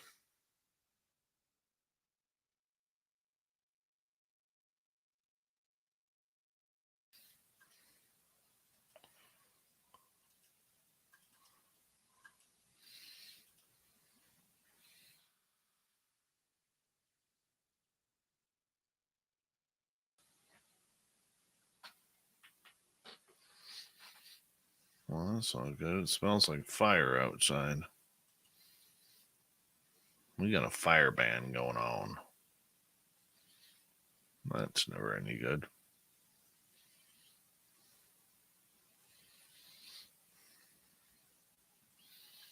There's the forest fires.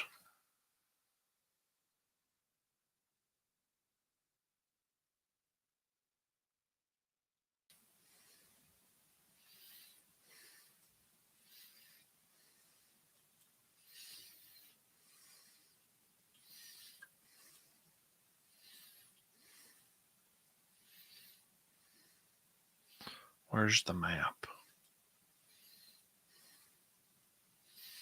Okay. Allow my location. Well, there's not many are in my area. That's good. No forest fires in my area, so it must be from up north somewhere.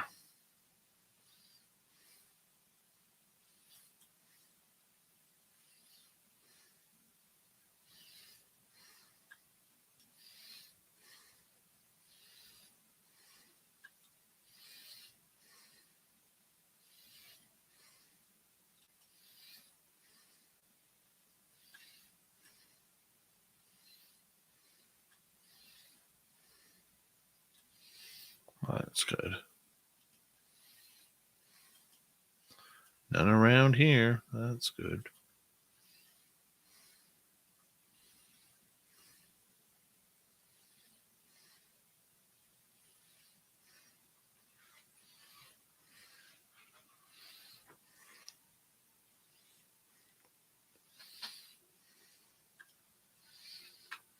Hi, Thurston Howell III.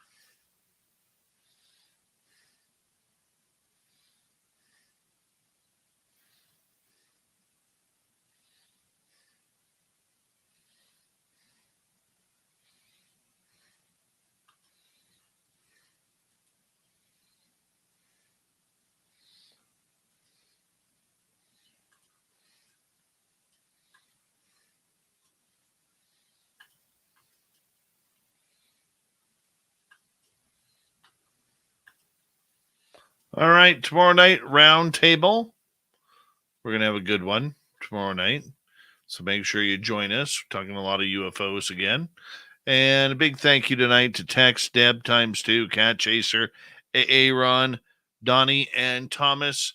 Thank you to everybody who hit subscribe and rang that bell and is helping us continue to grow this show on a nightly basis. We love you so much. We'll see you all tomorrow night, everyone. Thank you for the love. Good night.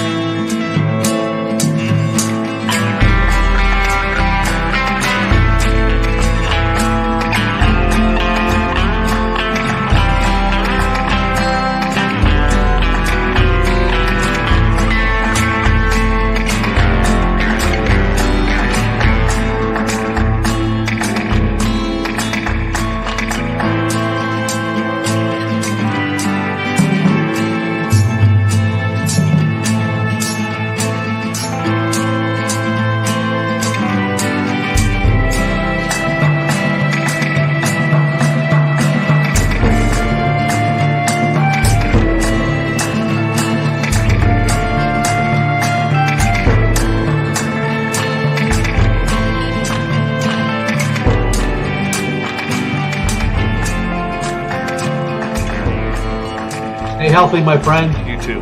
You need bail money, give me a call. Always, Dad. Take care. You too.